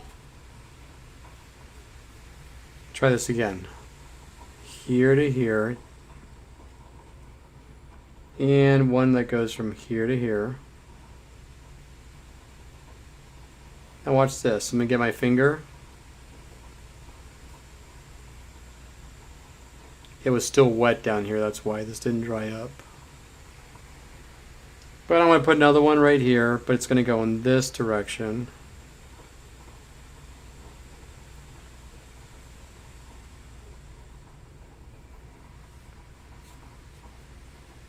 I'm going to put a bigger one right down here.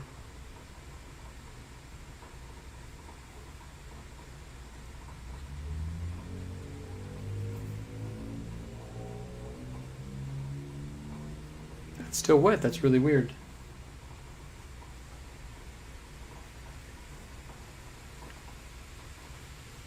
Now, we got to go up here and paint this. I left this because I wanted to use this darker color that I made right here. And I'm going to get this round brush and just start brushing this in right here.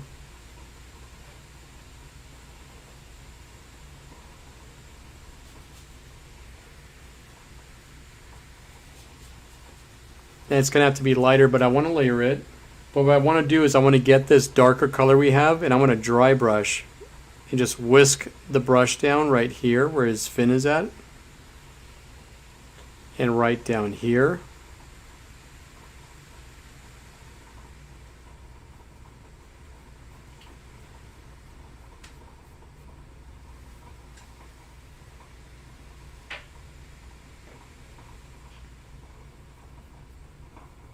That's cool, I like that.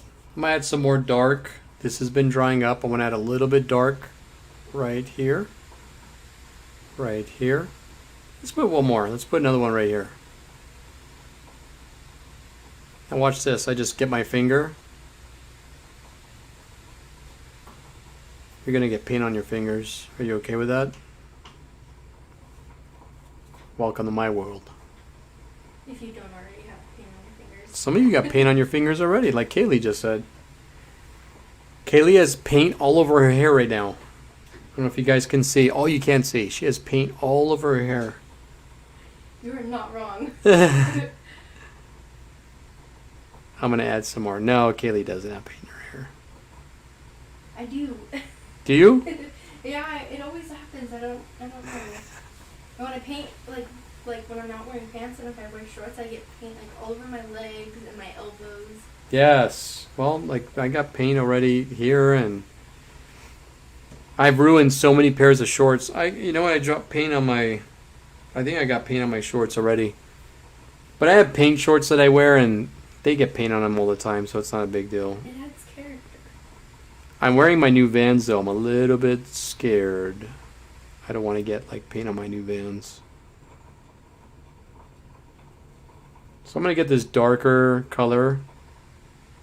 Go right up here, and I'm going to go to these certain areas, but look what I do now. I'm just going to start adding these. This is like a texture stamp that I'm making. I want some darker right here. Some darker right here. Don't go all the way to the edge. I want that white right there, right along the eye, so I'm going to do this. Right there, probably right here. I'm going to swirl my brush around. Remember we did that with the last painting?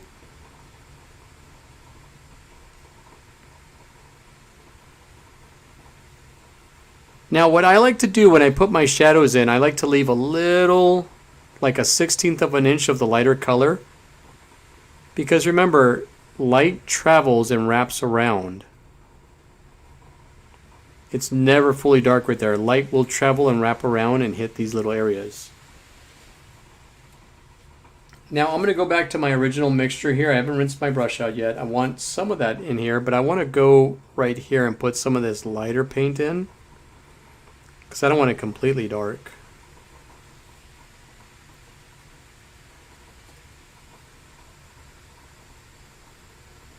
Just like that. That's probably good. Then I'm going to go in on this side and I'm going to add some more of this color in just to get it off my brush, but it works out perfect. Because we're just going to paint this right over here, paint the edges of your painting.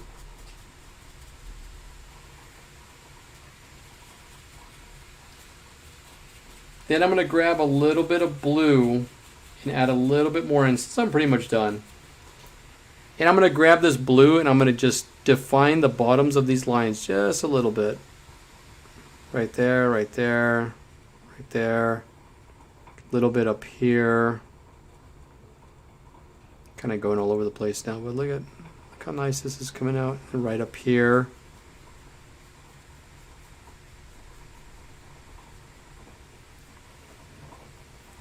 We're almost done here.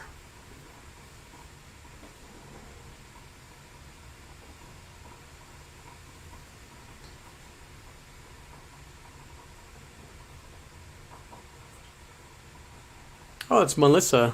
Melissa Glisson. How are you, Melissa?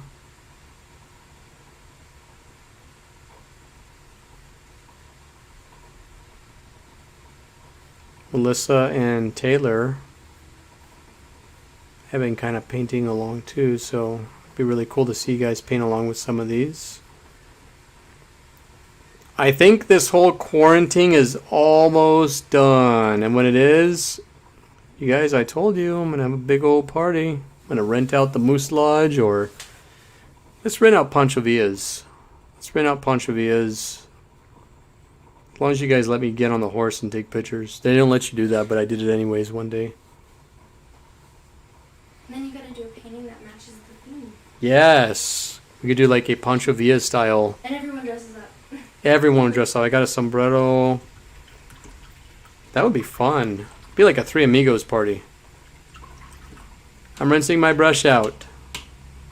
I'm ready to move forward. I could play with this all day if I want. If I wanted to add more texture, more colors. It's whatever you guys want to do. The sky's the limit. But I really want to move forward. I'm dying to get rid of this white. I want to get that out of there so bad. So the next thing I'm gonna do is I'm gonna switch. I just rinsed my brush out really, really good. I'm completely happy with all this. If you are at this point and you're ready to move forward, we are going to be diving into using the burnt sienna, and I'm going to teach you how to make burnt sienna if you don't have it. If you're ready, give me a thumbs up and we'll move forward.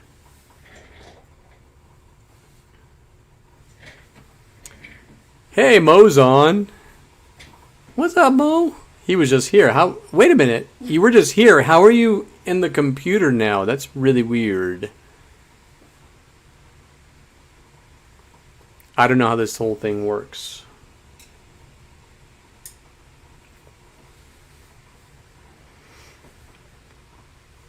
Okay, so next color, burnt sienna. Burnt sienna is a reddish brown. It's awesome for making skin tones, mountains when you plein air paint. But it is like a brown, like a lighter brown with hints of red in it. Okay, I'm going to be using that. If you don't have that and you have the brown that you picked up, or I'm going to teach you how to make brown right now too.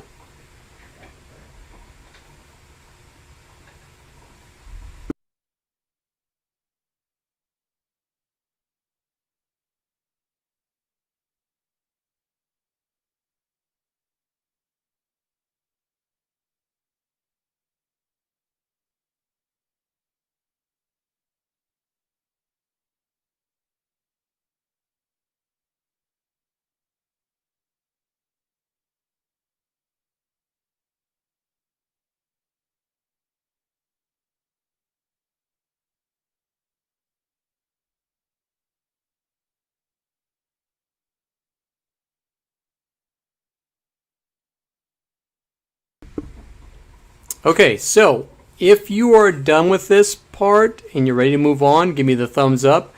We're going to be using blue, yellow, and red if you don't have brown. That's how we make brown.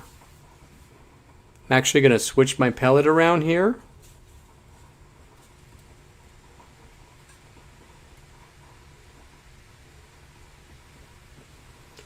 So I'm going to paint with my burnt sienna, but I'm also going to teach you guys. I'll probably do a little bit of it on there, but I'm going to teach you guys how to make brown right now. If you're ready to learn how to make brown, give me a thumbs up.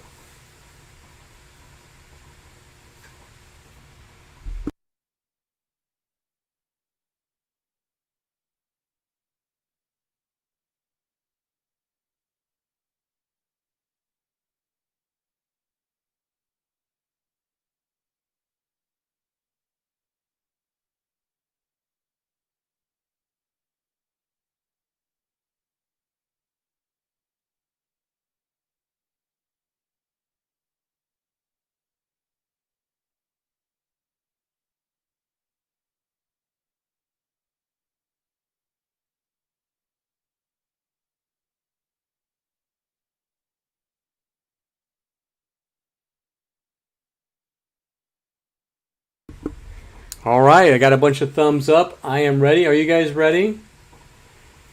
We're going to make some brown. So I got some blue there already. I don't really need the blue, but I'm going to go ahead and grab. Let me go get my.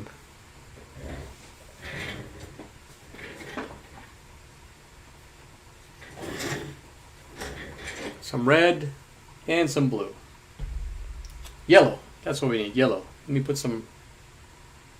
A little bit more blue here.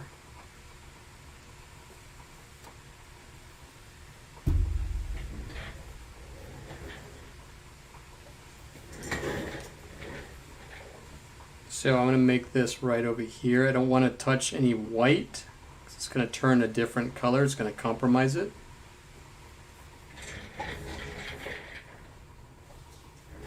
And I'm going to introduce this fella here to this party. Red. I'm going to put it right over here.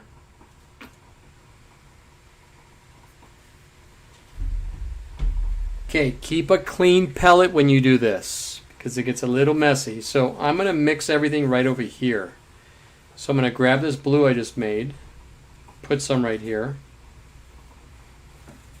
and I'm going to pull some of this yellow right over here. And I'm going to make this red come right over here.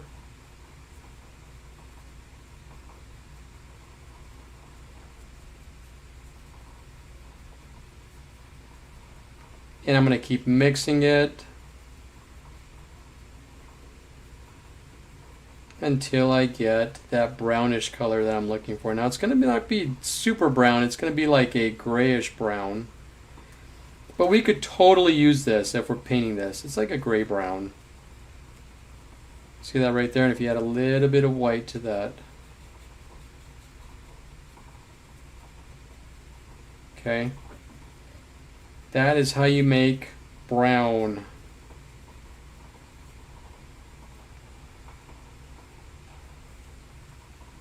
Add a little bit more blue to this.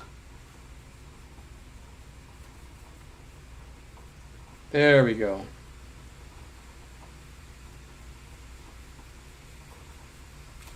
Okay. If you have brown, I'm going to use brown right now. If you don't, you have to find that happy medium. I could show you this, but it might look a little different on your screen. So you're going to have to just mix it up and just say, okay, that either looks like brown or I need to add more red or some more yellow to it.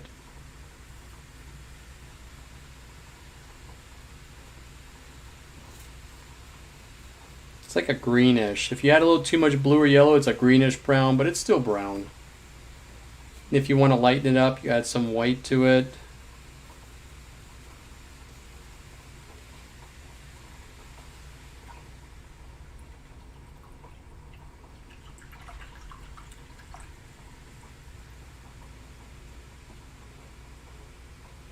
If you have brown, which I do. And those of you who got paint kits, you got burnt sienna. I'm going to step away from this party here, and I'm going to come back over here, and I'm going to add some burnt sienna right here. I can use this one. It's too dark. Too dark? Yeah, you'll want this one.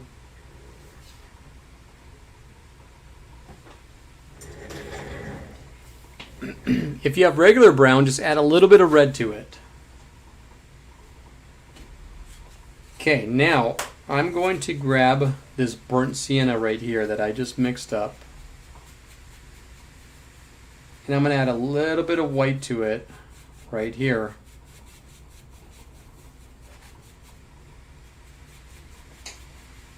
I'm going to roll my brush around so I got a nice edge on it. And I'm going to go ahead and lay down some paint right here. Let's get this guy going first. Let's paint here. I'm going to push my round brush down. Just like that.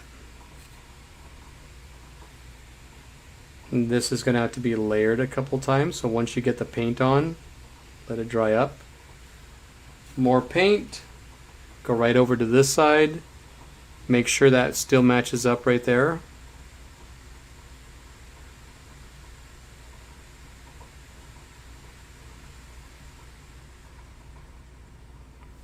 That looks good. Let's let that dry. Let's work on his spots on his head. I'm going to get some more of that burnt sienna or brown, whichever you've got. Okay, let's work on this little section right here now. I'm going to paint these little spots right here. Now you're going to push down the brush and lift up very gently. There's one. I'm going to put another one right here. There's two. Let's put one right here.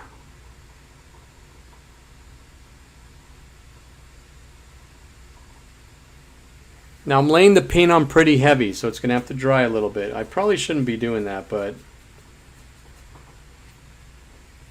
remember, you shouldn't just goop the paint on there like I just did. But it's drying pretty quick, so let's put a smaller one in this direction, just like that. And then let's put one right here. And then if you want, you lift up on the brush. Push down and lift up on the brush. And then I want to put a couple here that look like trapezoids.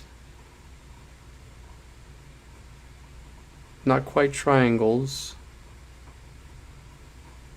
One right there and one right here. Now look, remember that green line I put across that was annoying me? It's gone now. And I'm going to put a small one right here. Another one right here. And another one right there. Go ahead and do that. Give me a thumbs up when you're ready.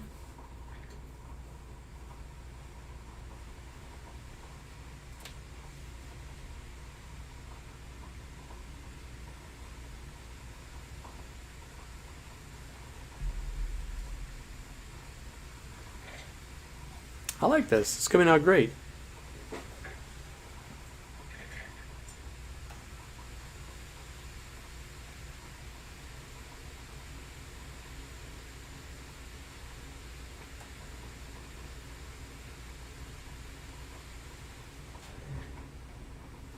All right, let's move forward because we got to layer the paint. I'm going to grab just straight burnt sienna. I'm going to go ahead and start filling this in right here. But now remember, when you come over here, go very slow and try to have a steady hand so you can paint over that and not get into that. Same thing with this. When you come over here, paint very, very slow. Relax your hand. And then when you get over here, you can paint a little faster. Paint your sides. This is streaky. It has to be layered. I'm good with that. I'm going to come up here.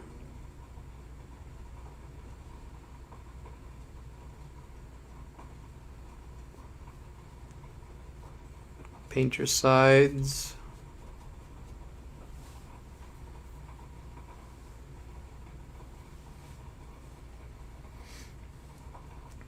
Now guess what? While we've been painting the other stuff, the eyes are dry. They're ready for another layer of paint. Here's my mixture.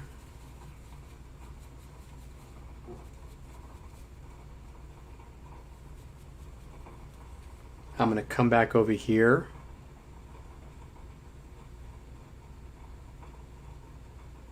Paint the eyes. Look at that. That's almost completely layered. All those streaks are gone. Let's come back over here with your round brush. Don't worry about the inside. If you mess up the inside, we're going to correct that with black later. You want to make sure that the outside part here, that's most important, that you got that squared away.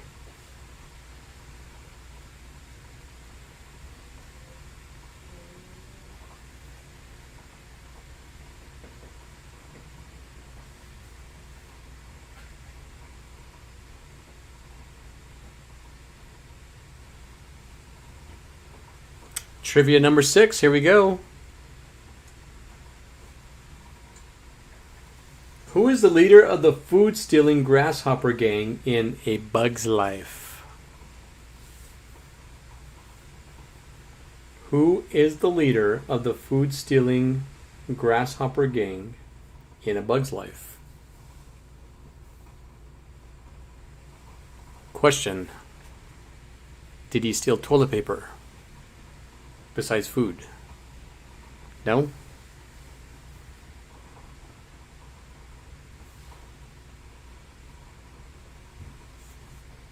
Wow, we're almost done. This is looking good. I'll let you guys catch up. I'm going to give you just a minute to get the second layer of brown. Don't worry about this. We're going to darken that up with some black. Let that dry up. You got to be patient. Let everything dry up real nice, okay?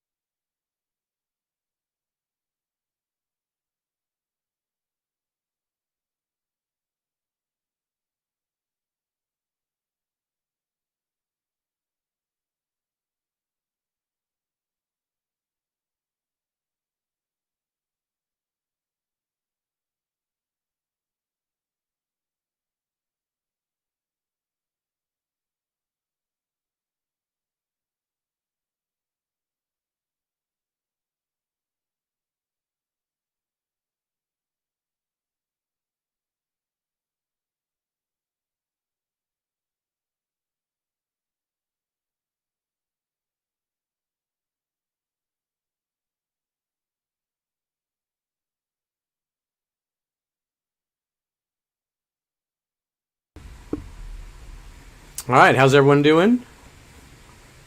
This is coming out really cool. I'm really happy with my piece. I like it. I like it better than the other one I made. Yeah, still needs a little bit of layering. But now I'm going to go over and touch up on these guys here. Not using straight burnt sienna, but the lighter burnt sienna. And I'm going to start layering that a little bit more right there, right here, here, here, there, and everywhere.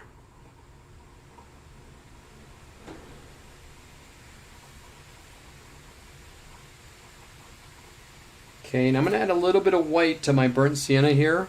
And all I'm going to do with this is I'm going to brush from here up that way with this lighter burnt sienna, and I'm going to stop about right there.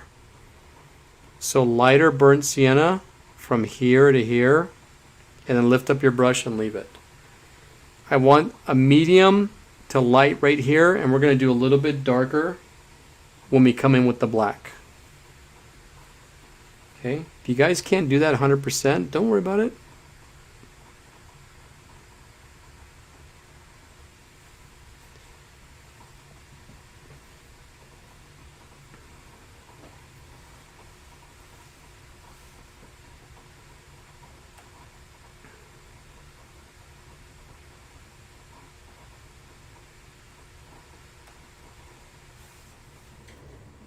All right. Now, with this lighter burnt sienna, watch what I do here. I'm going to get some lighter burnt sienna. And I'm going to go right up to these little dots. And I'm just going to pop in some little dots at the top. And the top only. Don't do the bottom, just the top.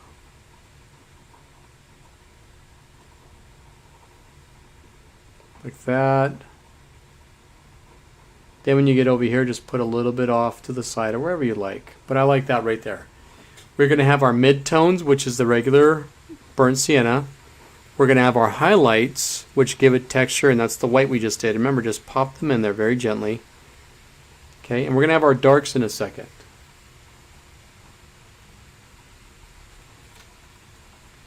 If you have a little bit more of that, you can dry brush some of that on here.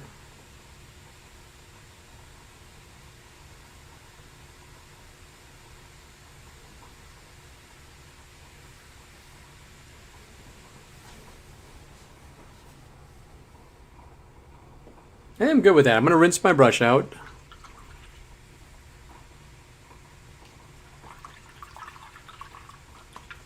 Painting the bottom of my cup. Look, I'm making a little whirlpool right there.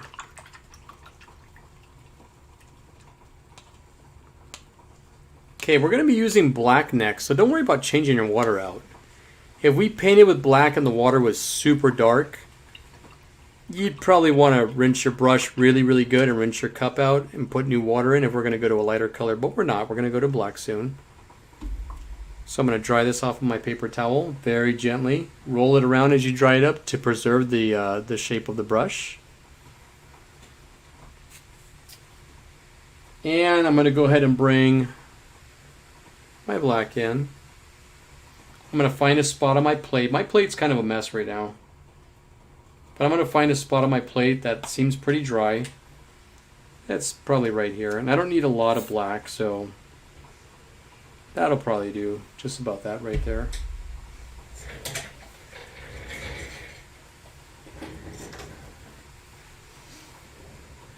Now, before I paint with straight black, I want to do a mixture of the burnt sienna with the black, and I just want to do a little bit of it to touch up right here and right here. And a little bit right there. So before I do that, before I go in and don't paint the pupils. I know you're dying to just fill these colors in. It's all going to come together, I promise.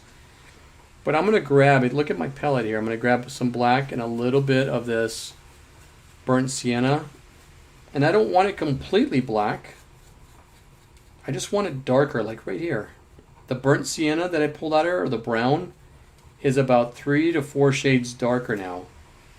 And all I'm going to do is go right up here with that. I'm going to push down on the brush here and just brush that out and just lift my brush up.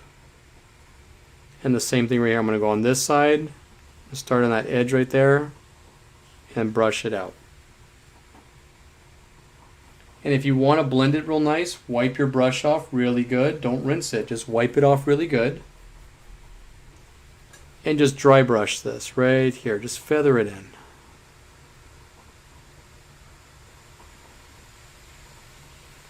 It's probably good. If you see a step right there, we're going to cover that up with something really cool in just a minute. So don't worry about that.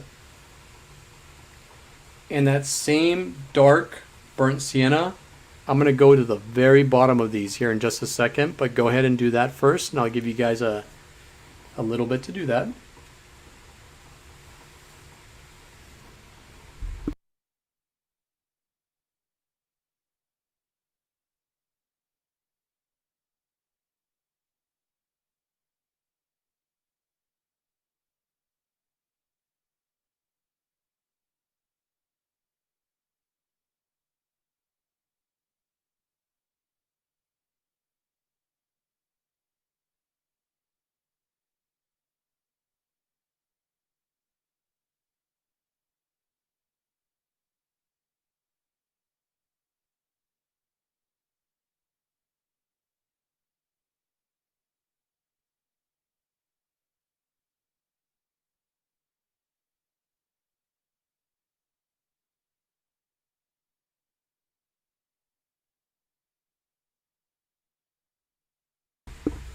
Okay, I'm going to move forward and go ahead and touch up these spots here. That same dark burnt sienna color. I'm going to go ahead and only touch the bottom of these spots. Just like that.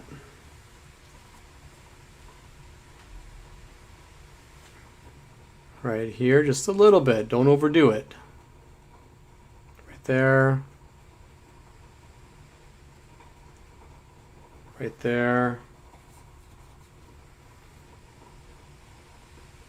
Right there.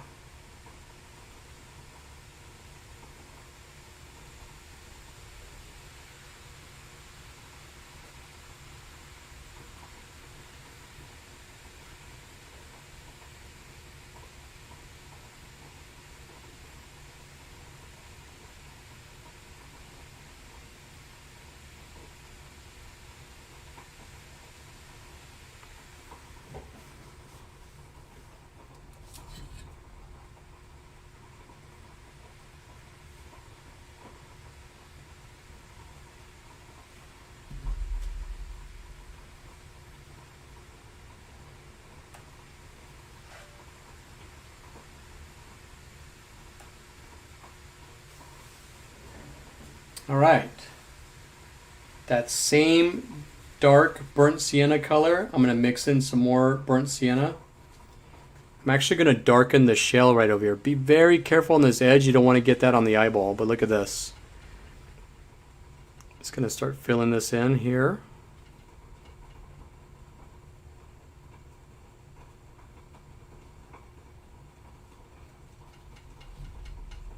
Let that dry up. It's got to have to layer.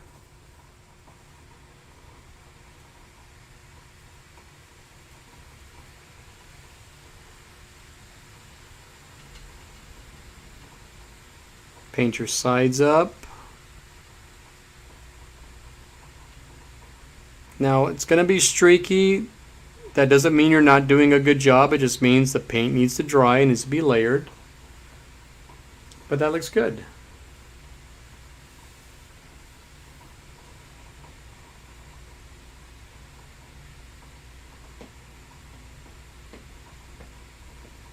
One more layer, and then I want to put this smile in for him right here. Then we'll switch to black. You guys want to put that smile in because he's looking a little blank. He's staring at you weird, like, whoa. This is weird. Who are you guys? No expression.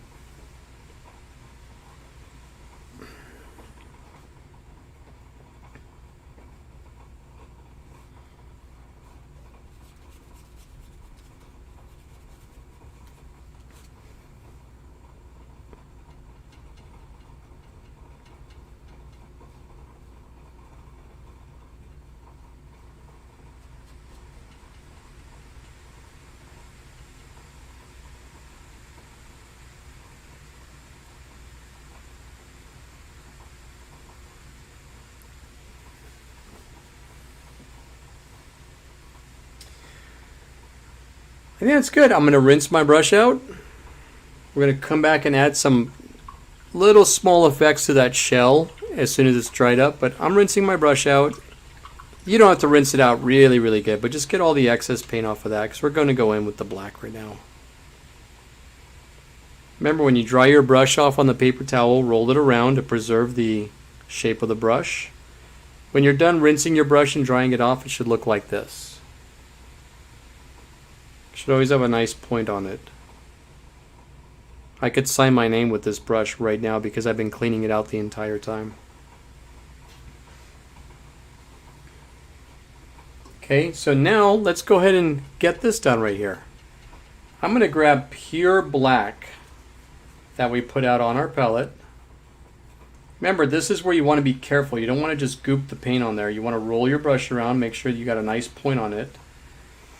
And we're going to paint the shape of these pupils. Watch how I do this. I'm going to grab my pinky. I'm left-handed. Put it on the canvas right here because I want to be very, very gentle. And I want to have a super steady hand. I want to paint really slow. Just like that. And then pull your brush out. And then let your breath out. Relax. Get more paint. Now you want to do the same thing over here. You want to go along this curve right here. You just don't want to paint it in there real fast. You want to go here, paint right alongside that curve, and then you can push down the brush, really open up the belly of that brush.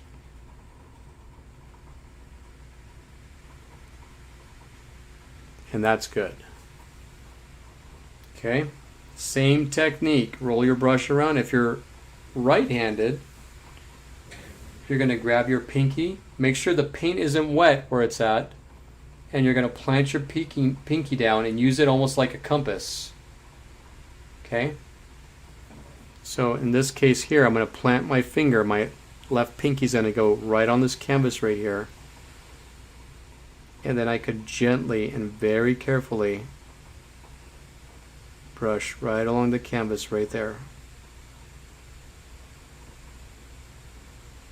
And pull the brush up. More paint. Take a deep breath. Plant your pinky right there. Go right alongside that curve right there, just like that. Then you could fill it in.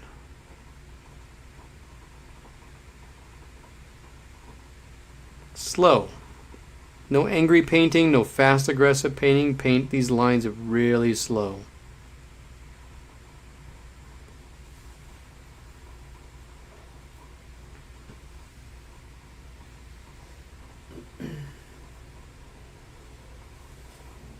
I like that. You guys good? Give me a thumbs up if you're at this point.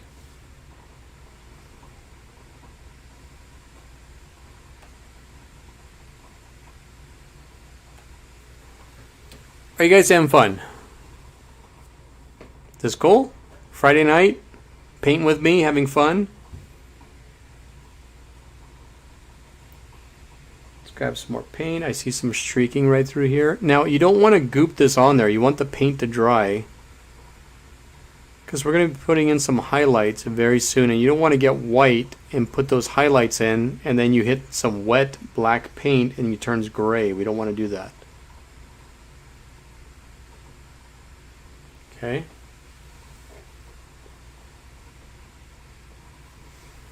This is almost dry. I want to wipe this off. Don't rinse it out. Just wipe it off on your paper towel very carefully. Grab some more of this burnt sienna.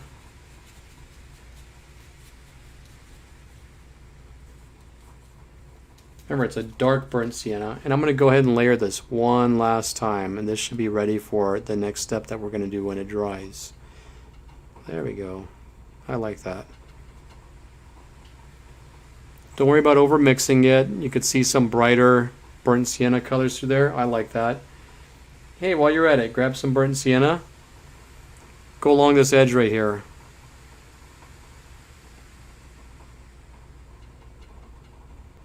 Just like that.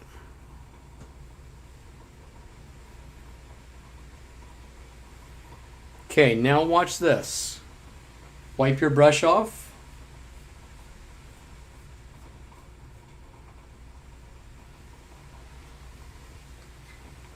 Grab some straight burnt sienna with no black on it. Use the very tip of your brush, and we're going to make the shape of his shell a little bit. All you're going to do is put some lines in just like this. Like a soccer ball.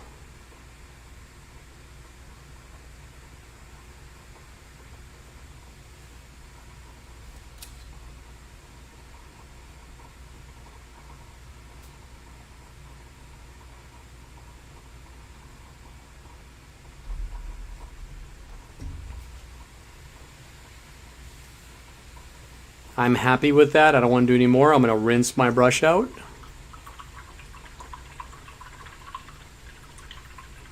We're almost done, guys.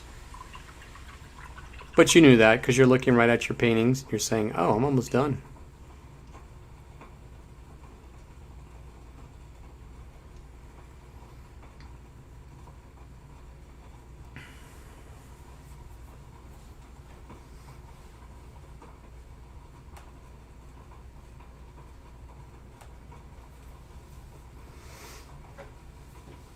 He's about to start smiling at us. You guys ready for that?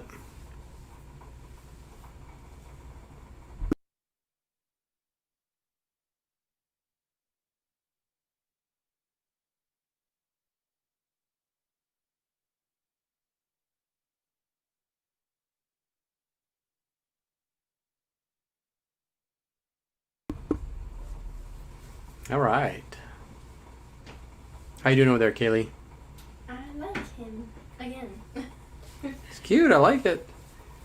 Yeah, he needs a mouth. He needs a mouth. You guys ready to paint the mouth in? Let's paint the mouth in. You guys are all ready. My brush is completely cleaned out. And before we paint this background, we're going to switch our water out. We're going to take a stretch break. But one last thing before our stretch break that I want to do is I want to paint his mouth in. Before I do that, though, I'll tell you what I want to do. I want to get some white paint. And I want to mix in a little bit of that mixture we made. Just a little bit. Now watch this. I have more, it's more white than anything. I'm going to wipe it off on my paper towel. And I'm going to dry brush right up here. So if everybody could do that with me, please. Get some white paint. Mix a little bit of that white paint in with this mixture that we made right over here. Just a little bit, not a lot. Wipe it off on your paper towel. We're going to dry brush something right now. You ready? Give me a thumbs up if you're ready because I want to do this with everybody.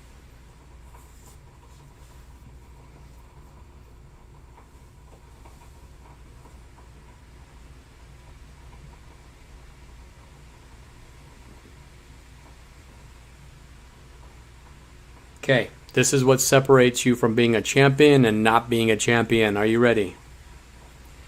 I'm going to dry brush this white mixture we made right up here.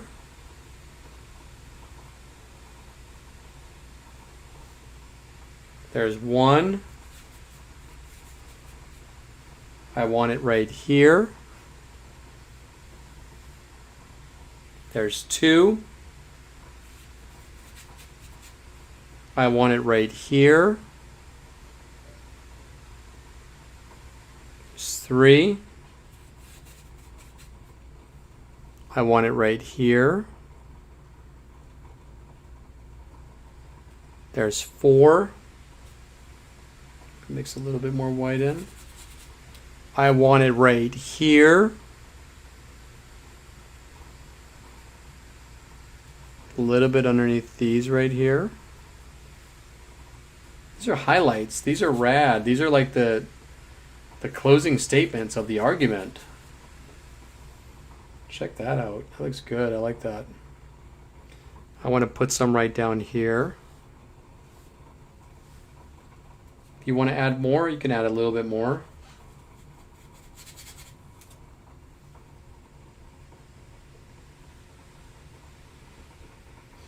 Put a little bit right down here.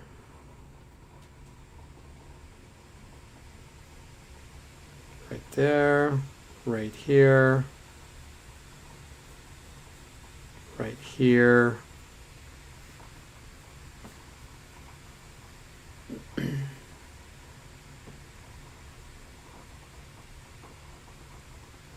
Let that dry up a little bit. Tell you what, let's grab a little bit of this lighter yellow. I want to put a little bit right down here.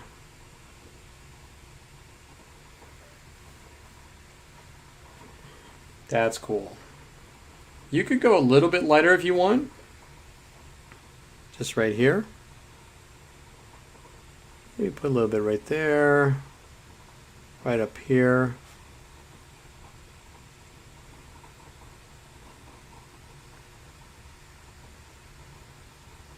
That's good. I like that. Rinse your brush out.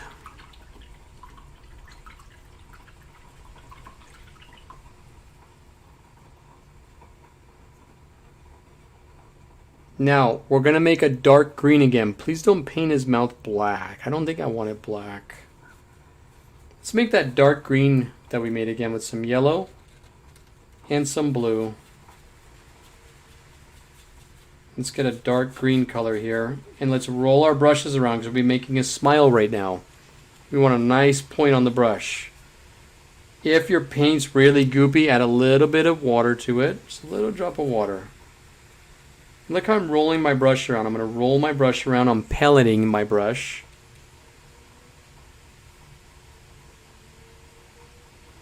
And I've got a nice point right now.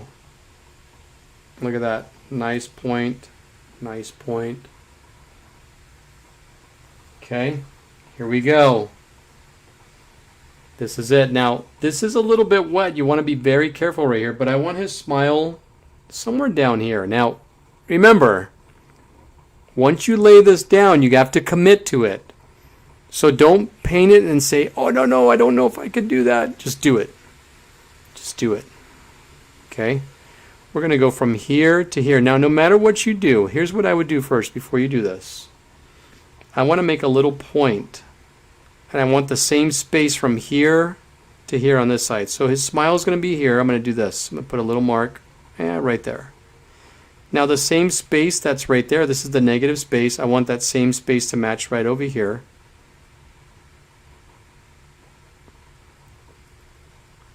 Okay.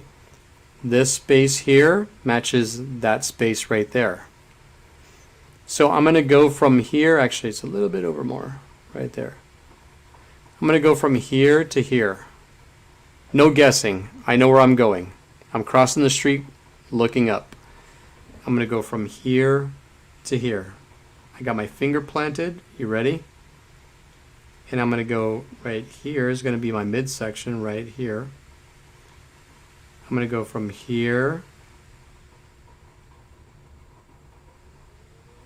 to right there. Oops.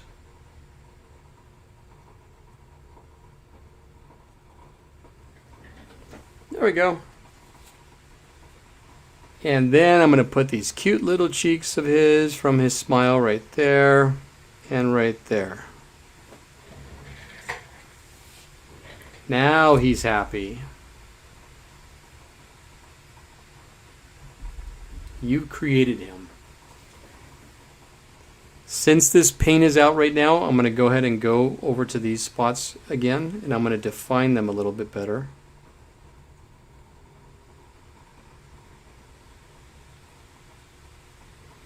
And I'm going to wipe my brush off, and I want to dry brush some more of this darker green that we just made right over here. Just a little bit. And maybe a little bit right here. And I'm good with that.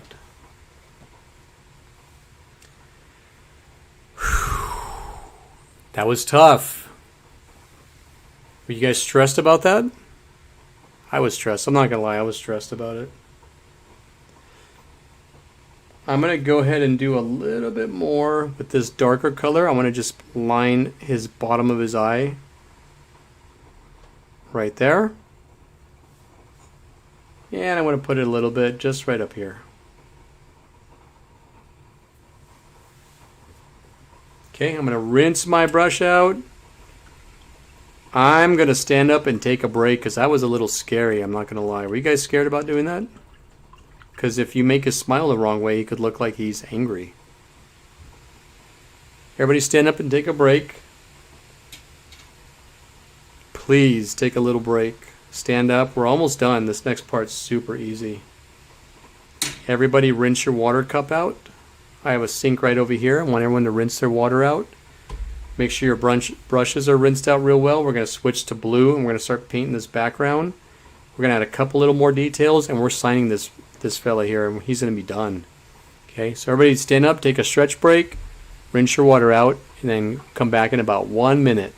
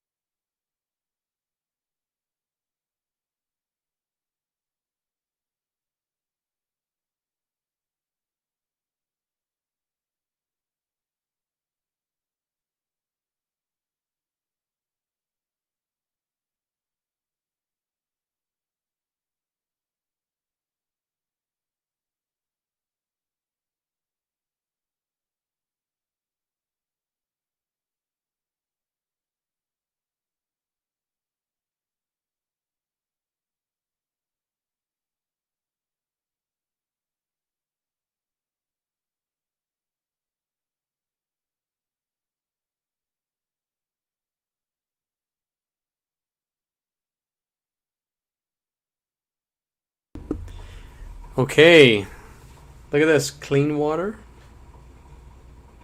Got some clean brushes. Are you guys ready?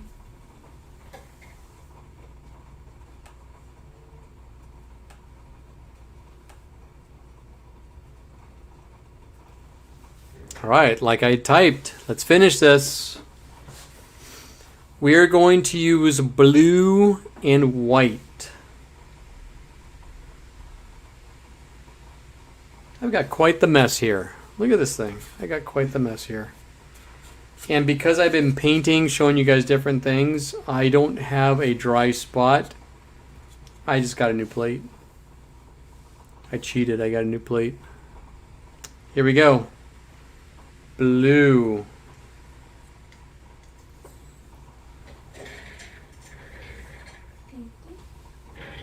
And white.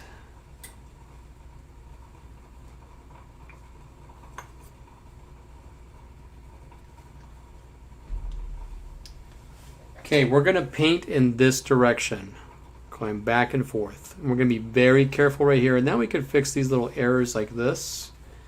But we're going to be going in this direction and that direction only. So, one more time, just to make sure, I'm going to rinse this brush out because it's super clean water. And look at that, there's nothing in it. So this is perfect.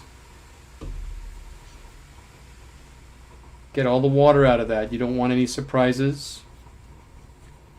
So I'm going to go ahead and start with some bluish white right here. I don't want it super dark. I want this to be the glow or the water tone that's going to be around Squirt right here. So I'm going to push this out of my brush and I want it flat again. I want it nice and flat. Okay, now watch what I do here. I'm going to very carefully go alongside this, but I'm going to change direction so that all my brush strokes go this way. So here's what I'm going to do. I'm going to go and fix this right here. And I'm going to push these out this way so that my brush strokes go in one direction.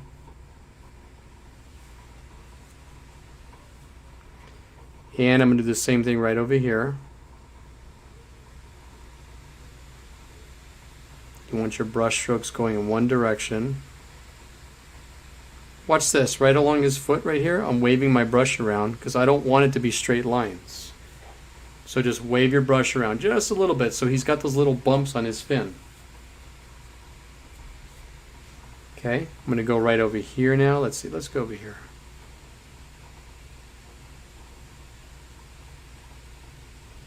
Actually, I was supposed to go up a little bit more right up here. And then brush this direction. If you see those streaks, just leave them. We're going to layer this and layer this and layer this, but you want to do directional painting. And I'm going to go over here now.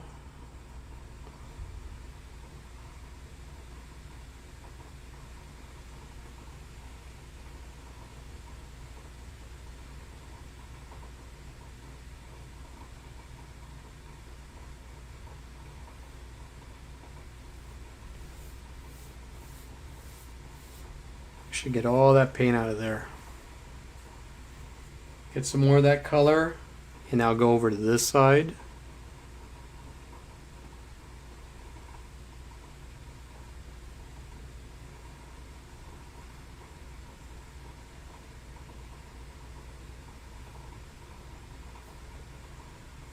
Don't worry about those streaks. Again, we're going to brush and layer it, and those streaks are going to be gone.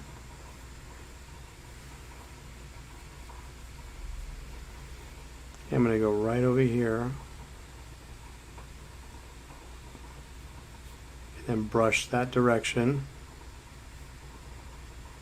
Flip your brush around and get all that paint out of there.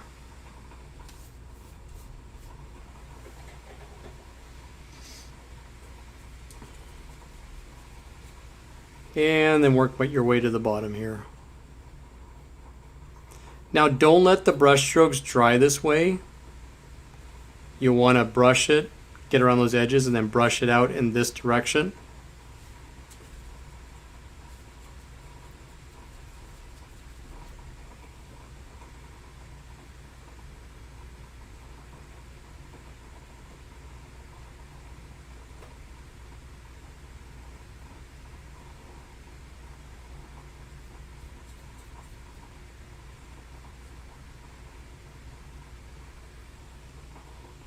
over here.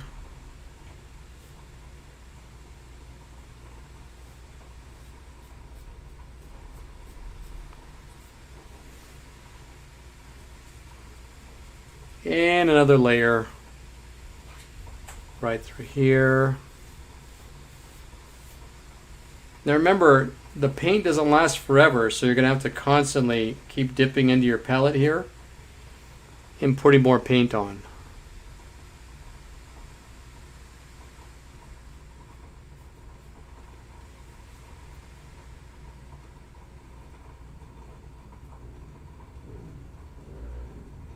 I see about right there. Then remember to paint your sides as well. And then paint the top.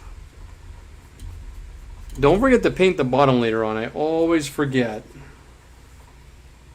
I sold a couple paintings to pay for the paint kits, and someone said, "Hey, I got home and realized the bottom's all white." And I said, "I am so sorry, bring it back." I always forget.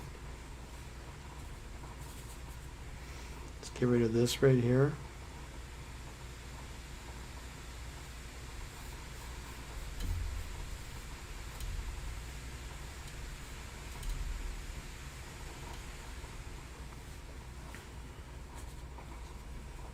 Make some more. Remember how you're painting too. Remember that you're using 70% blue, 30% white, or if you're using an 80-20 mixture, remember how you do it so that your colors are consistent.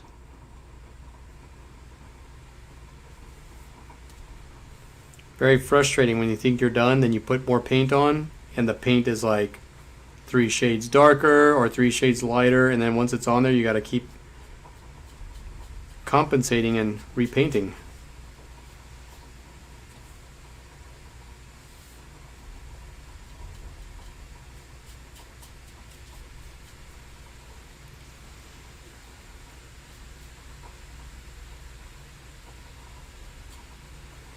Alright, I'm going to go back down to the bottom here. Paint the sides. Don't forget to paint the sides.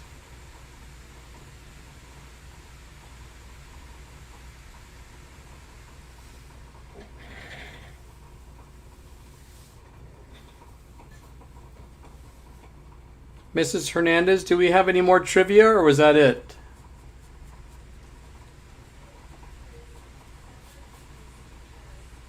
Who won?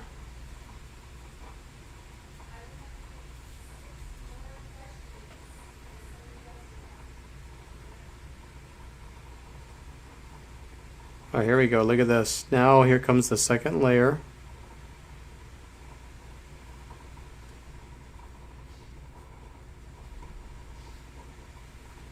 Look how nice that's covering up.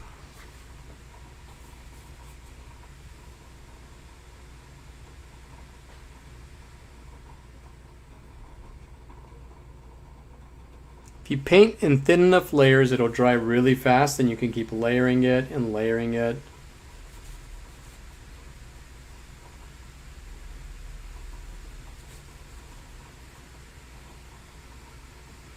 Go right up here. Look at this.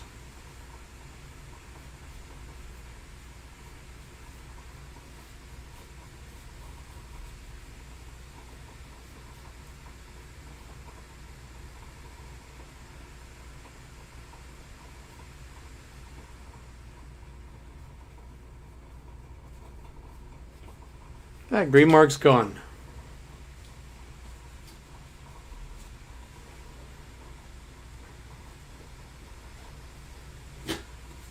That's my lighter blue that I'm using. I'm going to put some dark here in a second. Just going to add another layer up here.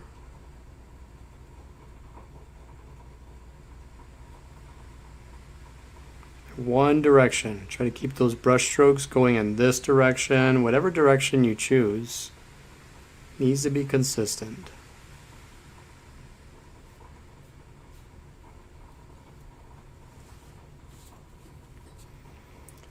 Sometimes people say, well, why do I have to do that? There's no rules in art, right? Well, there are no rules in creativity, but there are some rules and guidelines that we use in technique and the way you apply paint and the way that you apply different mediums.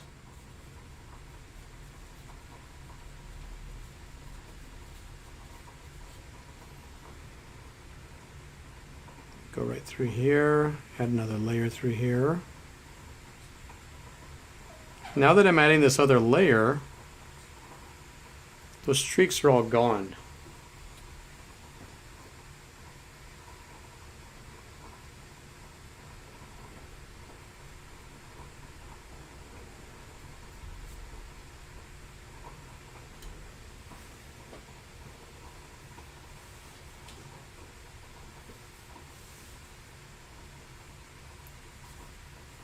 Ariana won the trivia.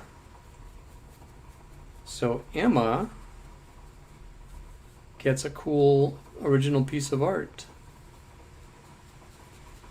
The first winner we had was Zito. Second winner we had was my student who just graduated, Megan. And now our third winner is Emma. Now watch this. I'm going to put some fresh paint on this.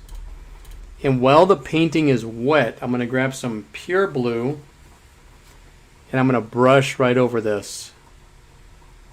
Kind of give it a gradient effect. And I'm going to grab some dark blue in this corner here. Probably throw some dark blue over here.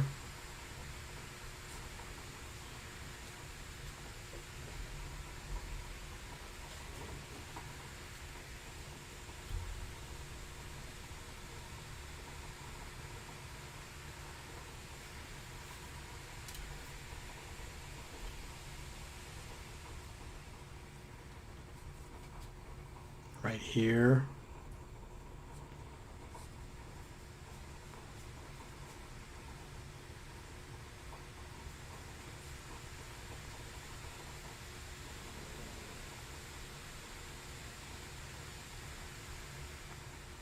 Try to start all the way in the edges and go all the way out. If you do this halfway, you're going to have all these little brush marks right there. I don't like those. So I brush them out. I start from the end, go all the way up, then lift the brush up.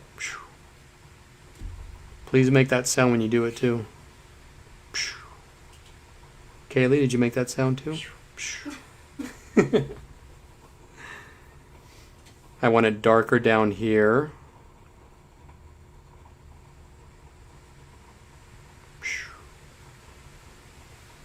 That's cool.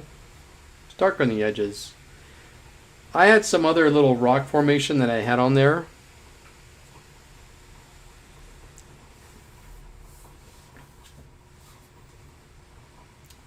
Alright, I'm going to make an executive decision. I don't want to put the writing in. I like it. The Just Keep Swimming. Do you guys remember that?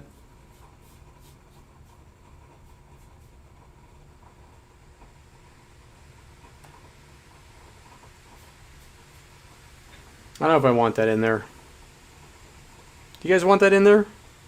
Kaylee, what do you think? Should we put it in there or no? We're good with this. Since this one's for my brother, I'm going to put happy birthday. And then There you go. That's a great idea. So Kaylee is giving this as a gift. A birthday gift. So instead of Just Keep Swimming, she's going to put happy birthday. That's awesome. That's an even better idea. I like that way better. So if you guys want to... happy birthday. Yeah, there you go. Put a different message in there, or you can write Mr. Chris or Mr. Hernandez is the best teacher in the world. If you can fit that in there. Could you guys fit that in there? They'll make room. Mr. Hernandez is the greatest barbecue grill master ever, and if it wasn't for him, we wouldn't be able to do all this cool stuff. Can you write all that in there? No? You don't have to write that in there. I'm just going to keep adding dark blue, pure blue. We're not using that white anymore.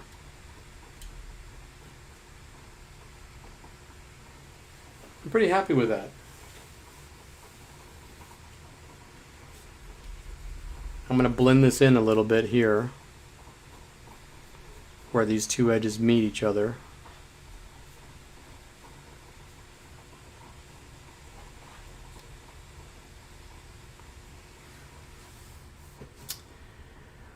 I'm pretty okay with that. I've got two last things to do. You ready? You're welcome, Emma. Okay. So I don't make a mess with myself, because I tend to do that. I'm going to go ahead and rinse my brush out. We got something really cool we're going to do because it's ready. Rinse my brush out.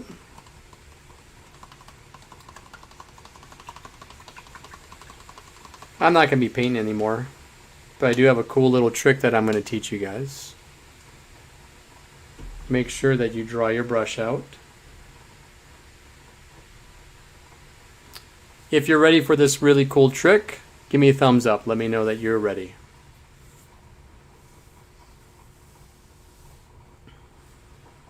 Can I put my dark blue in there when it's still wet? I would wait a little bit. And then do it? Yeah, then because if you put it in, it might work, but it might keep start. blend. It might keep blending and blending. So if you let it dry up just a little bit and then throw it in there.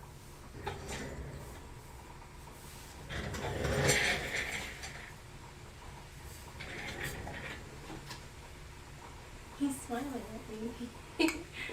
He is. He's smiling at everybody. Is Squirt smiling at you guys right now?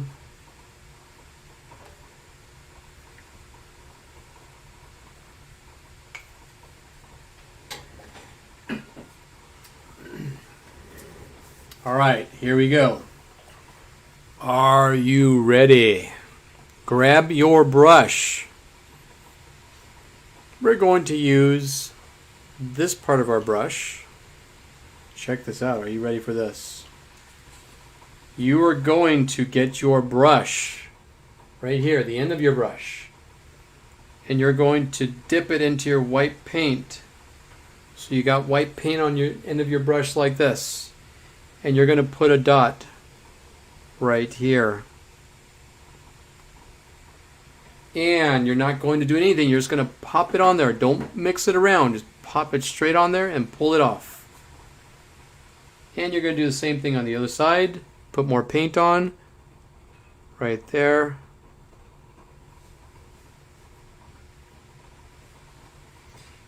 Now, be very careful. Don't add more paint. You're going to do little dots right here at the bottom. Watch this. 1, 2, 3. Very carefully. Barely put any pressure on the brush for that last one there. And you want them lined up. 1, 2, 3.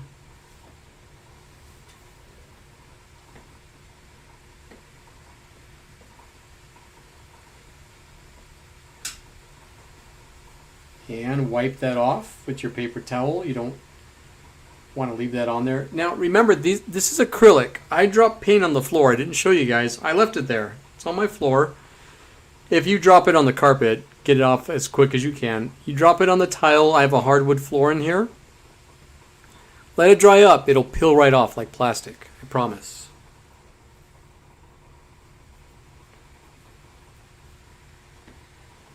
And the last thing you guys are going to do is sign your piece. We are done. What do you guys think of your piece? Happy with it?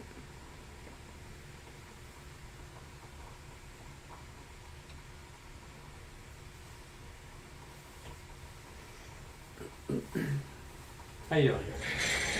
It's still wet here, and here, and here. It's good. You have the same paint style. It's consistent. Oh, good. So that vintage look we were talking about, the last piece, your brush strokes are the same with this piece. Does that make sense? See, those are things that I don't notice. I noticed them. I think that's really cool.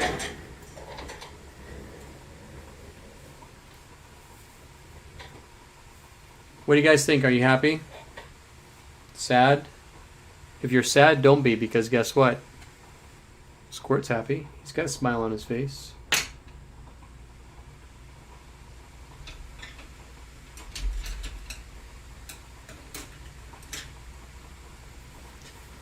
When you're finished, sign your piece. I can't sign mine yet because it's still wet, so I'm going to leave it.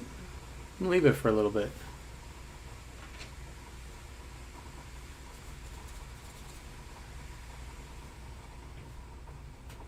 I'm dry brushing a little bit of white on here. Kind of like that. I'm going to throw a little bit more white here.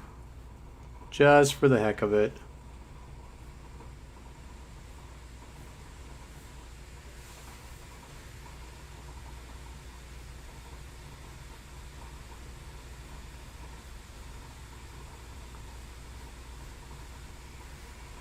Dry brushing. I'm good. Hernandez, stop, please. That's what I'm telling myself. Please stop. I'm done. Dun dun dun. There you guys go. Before I stop this feed, I want to switch paintings. And I want you guys to see Kaylee's piece. She worked very hard on hers. I like how my shell came out. That was really cool. Super cool piece. I like it. What a fun piece. Are you ready to do the old switcheroo, Kaylee, so you can see how everyone can see yours now? Yeah, I'm finishing my.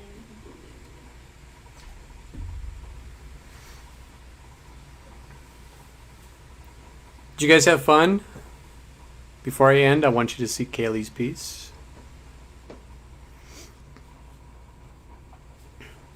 Hopefully the next time we do one of these, maybe like in July, I get to see all you guys in person. I think that'd be fun. Be really, really fun. I really enjoyed seeing all the families yesterday when I did the drop-off. I got some really cool pictures with the kids. It makes me really happy to see them in person and not just talk to them on the computer or their parents. So that was the highlight of my day yesterday. It was really cool. Okay, here we go. You ready to see Kaylee's? It's still wet, but. Okay, I'll be very careful. Oh, it's cute. I love it. It's so cool. I'm jealous. And look, with the light shining under him, he looks even better. It looks really cool. He's gonna cute. How fun. Good job. And you have to put them side by side. Okay, you ready? No. Hernandez. Morales. My fin is a little funky, but I'm gonna cover it with his name. Yeah, no, that's cool. I like that. Good job. Did you guys have fun? Was that cool? I hope you guys had fun. 'Cause I had fun. That was cool. I love paint. Paint's fun. Paint's relaxing. And guess what? I didn't worry about anything in my day today. As soon as I sat in this chair, I was done. I said, ugh. I get to hang out with my peoples. We're going to paint.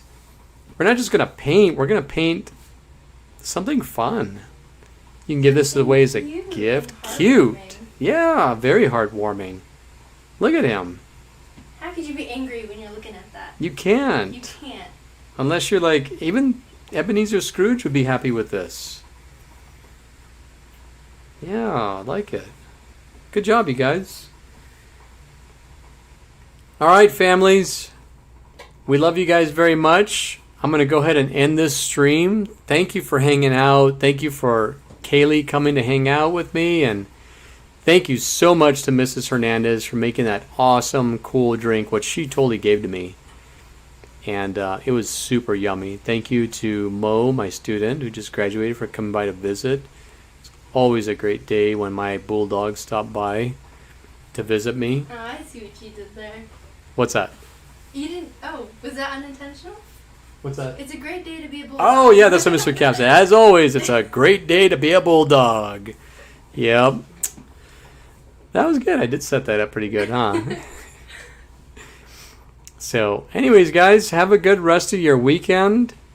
I think we're taking next week off. Mrs. Hernandez and I will be out. We're gonna go skydiving next week, and then her and I are gonna go. I'm just kidding. We're not gonna go skydiving. Are you kidding me?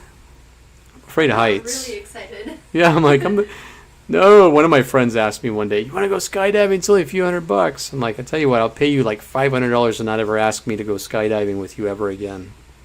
I don't think I could ever do that. But we are going to take a few days off next week. I am starting school back up again. Mrs. Hernandez and I just need a little bit of a break. This is a break, of course, but it is a lot of work, and we do appreciate everybody who reaches out to us. Actually, let me put this up for you real quick.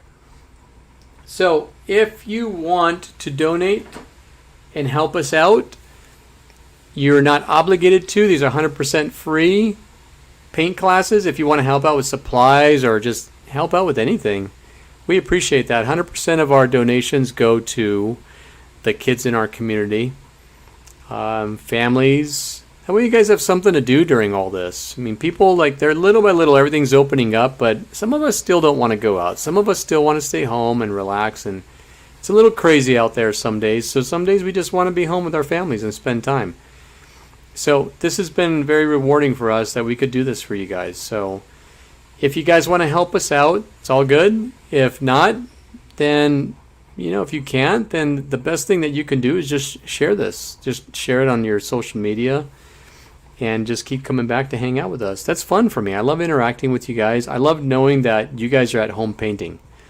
And that's what I want to see you guys do. Even when this is all lifted and everything's done, I still want to see everybody doing something fun. I keep hearing this and I see it back again. Everyone says, I can't wait till things go back to normal. I don't want them to go back to normal. Normal wasn't good. We were busy. We're on our phones all day. We didn't get to do cool stuff like this. Let's start something new. Let's make a new normal. Let's start over. Okay, this is our chance. So if you guys want to help us out, awesome. Give us a couple of weeks. The next painting we will do, we'll let everybody know. Stay informed. We got something really cool lined up, Mrs. Hernandez and I. So enjoy your weekend. Everybody stay safe. We love you guys. And we're still all in this together. And you guys just send me your pictures. Be safe out there, whatever you guys do. All right? Talk to you all soon. Have a good rest of your weekend.